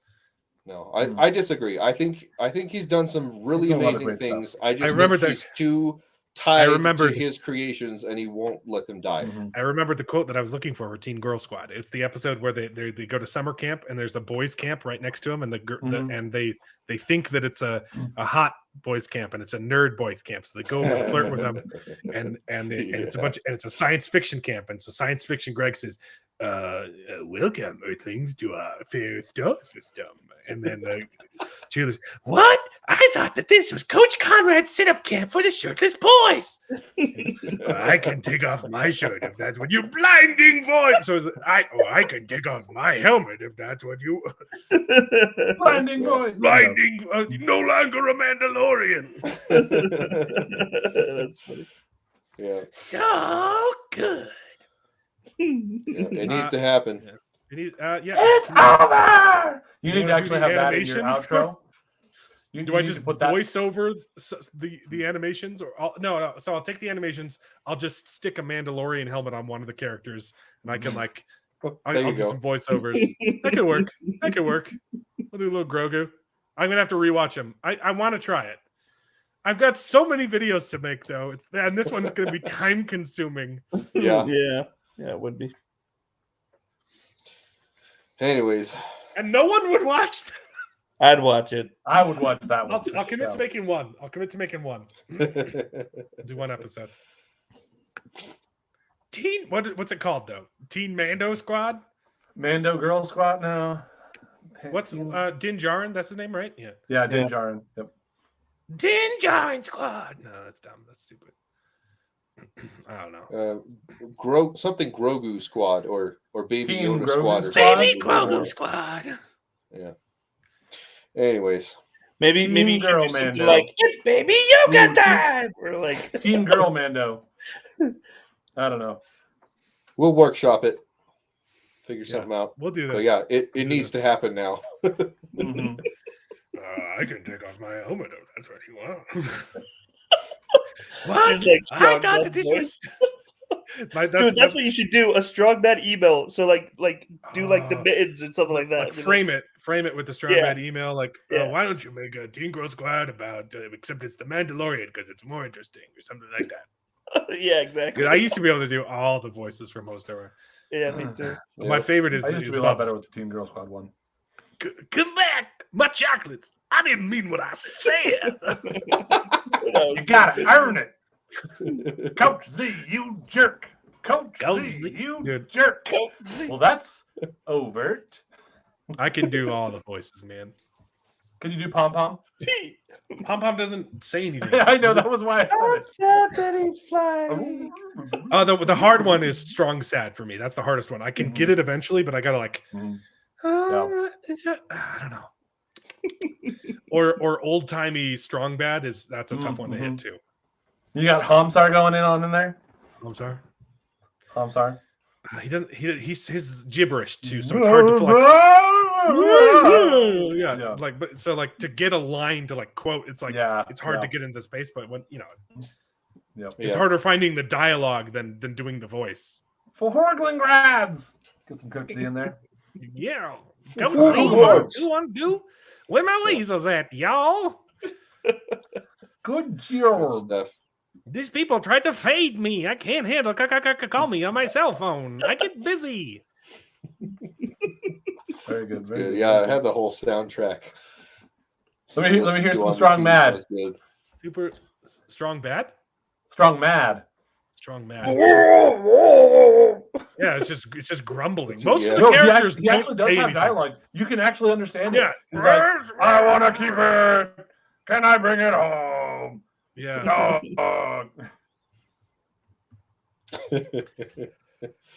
Yeah. And then there's the cheat. Lunch Troll says, I guess I outgrew Star Wars because I think all this stuff sucks. All of it, Andor, Mando sequels, Boba Fett. It's all crap to me. Yeah, give me old Star Wars. It's such a gold mine for content. Like it's not hard. Here's the reason. Apart from them being woke and garbage, and trying to insert messaging into, valuing the message over the storytelling. The reason why Disney, this corporate entity, can't do good Star Wars is because at its core, Star Wars is a tale of good and evil. And Disney does not believe in good and evil. You can't tell a good Star Wars story if you don't. You can't. If you don't believe in God, you can't tell good Star Wars. There's truth to that. That's what it's about. At its core, it's about right versus wrong. And Disney does not have morals. No corporation does. Yeah. So they will never tell a good Star Wars story, not while Disney owns it, in my opinion. Yeah, that's sad. Well, that's all I have to say about that. About Star Wars. And what's Strong Bad's outro?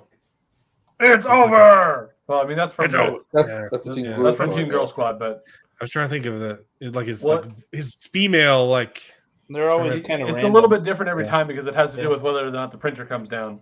right. Yeah. The printer. Yeah, they can't do good guys. They can't do good guys, and they definitely can't do bad guys, because the things that they think are bad, like Yeah. They- all they- the bad guys are morally they gray now. value what we know is evil, so they can't have those be the bad guys.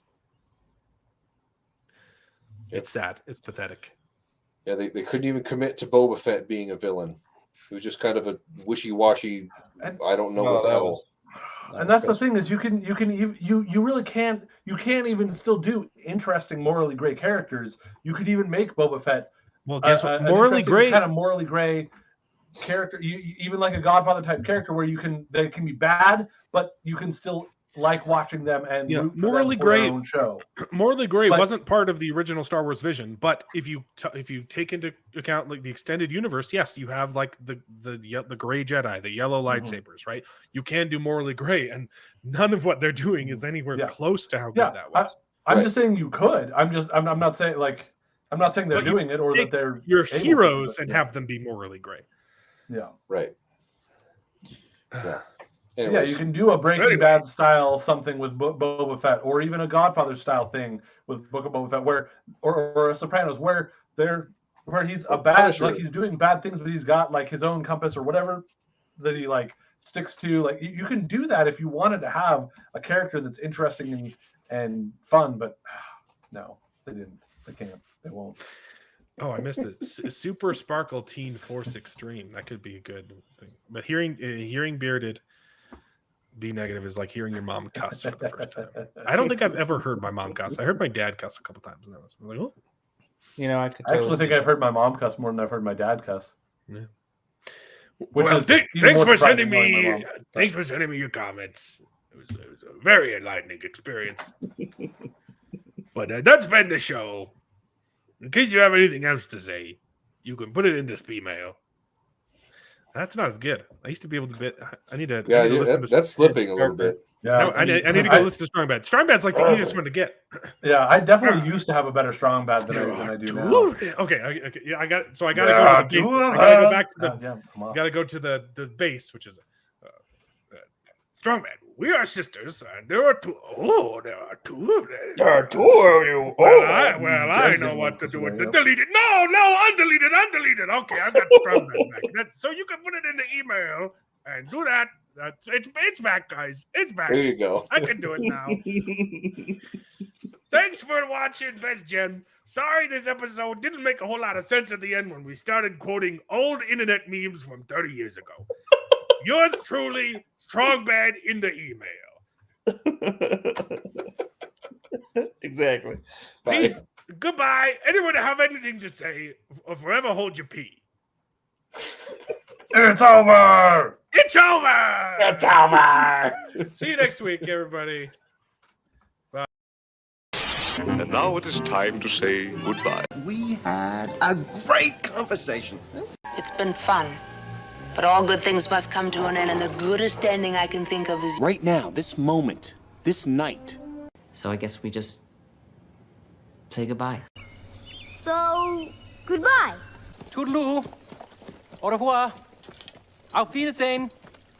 Ciao. Ding dao day. But come back next week for more outrageous bloopers. This is the end.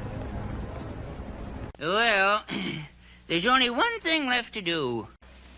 I'm gonna go home and sleep with my wife.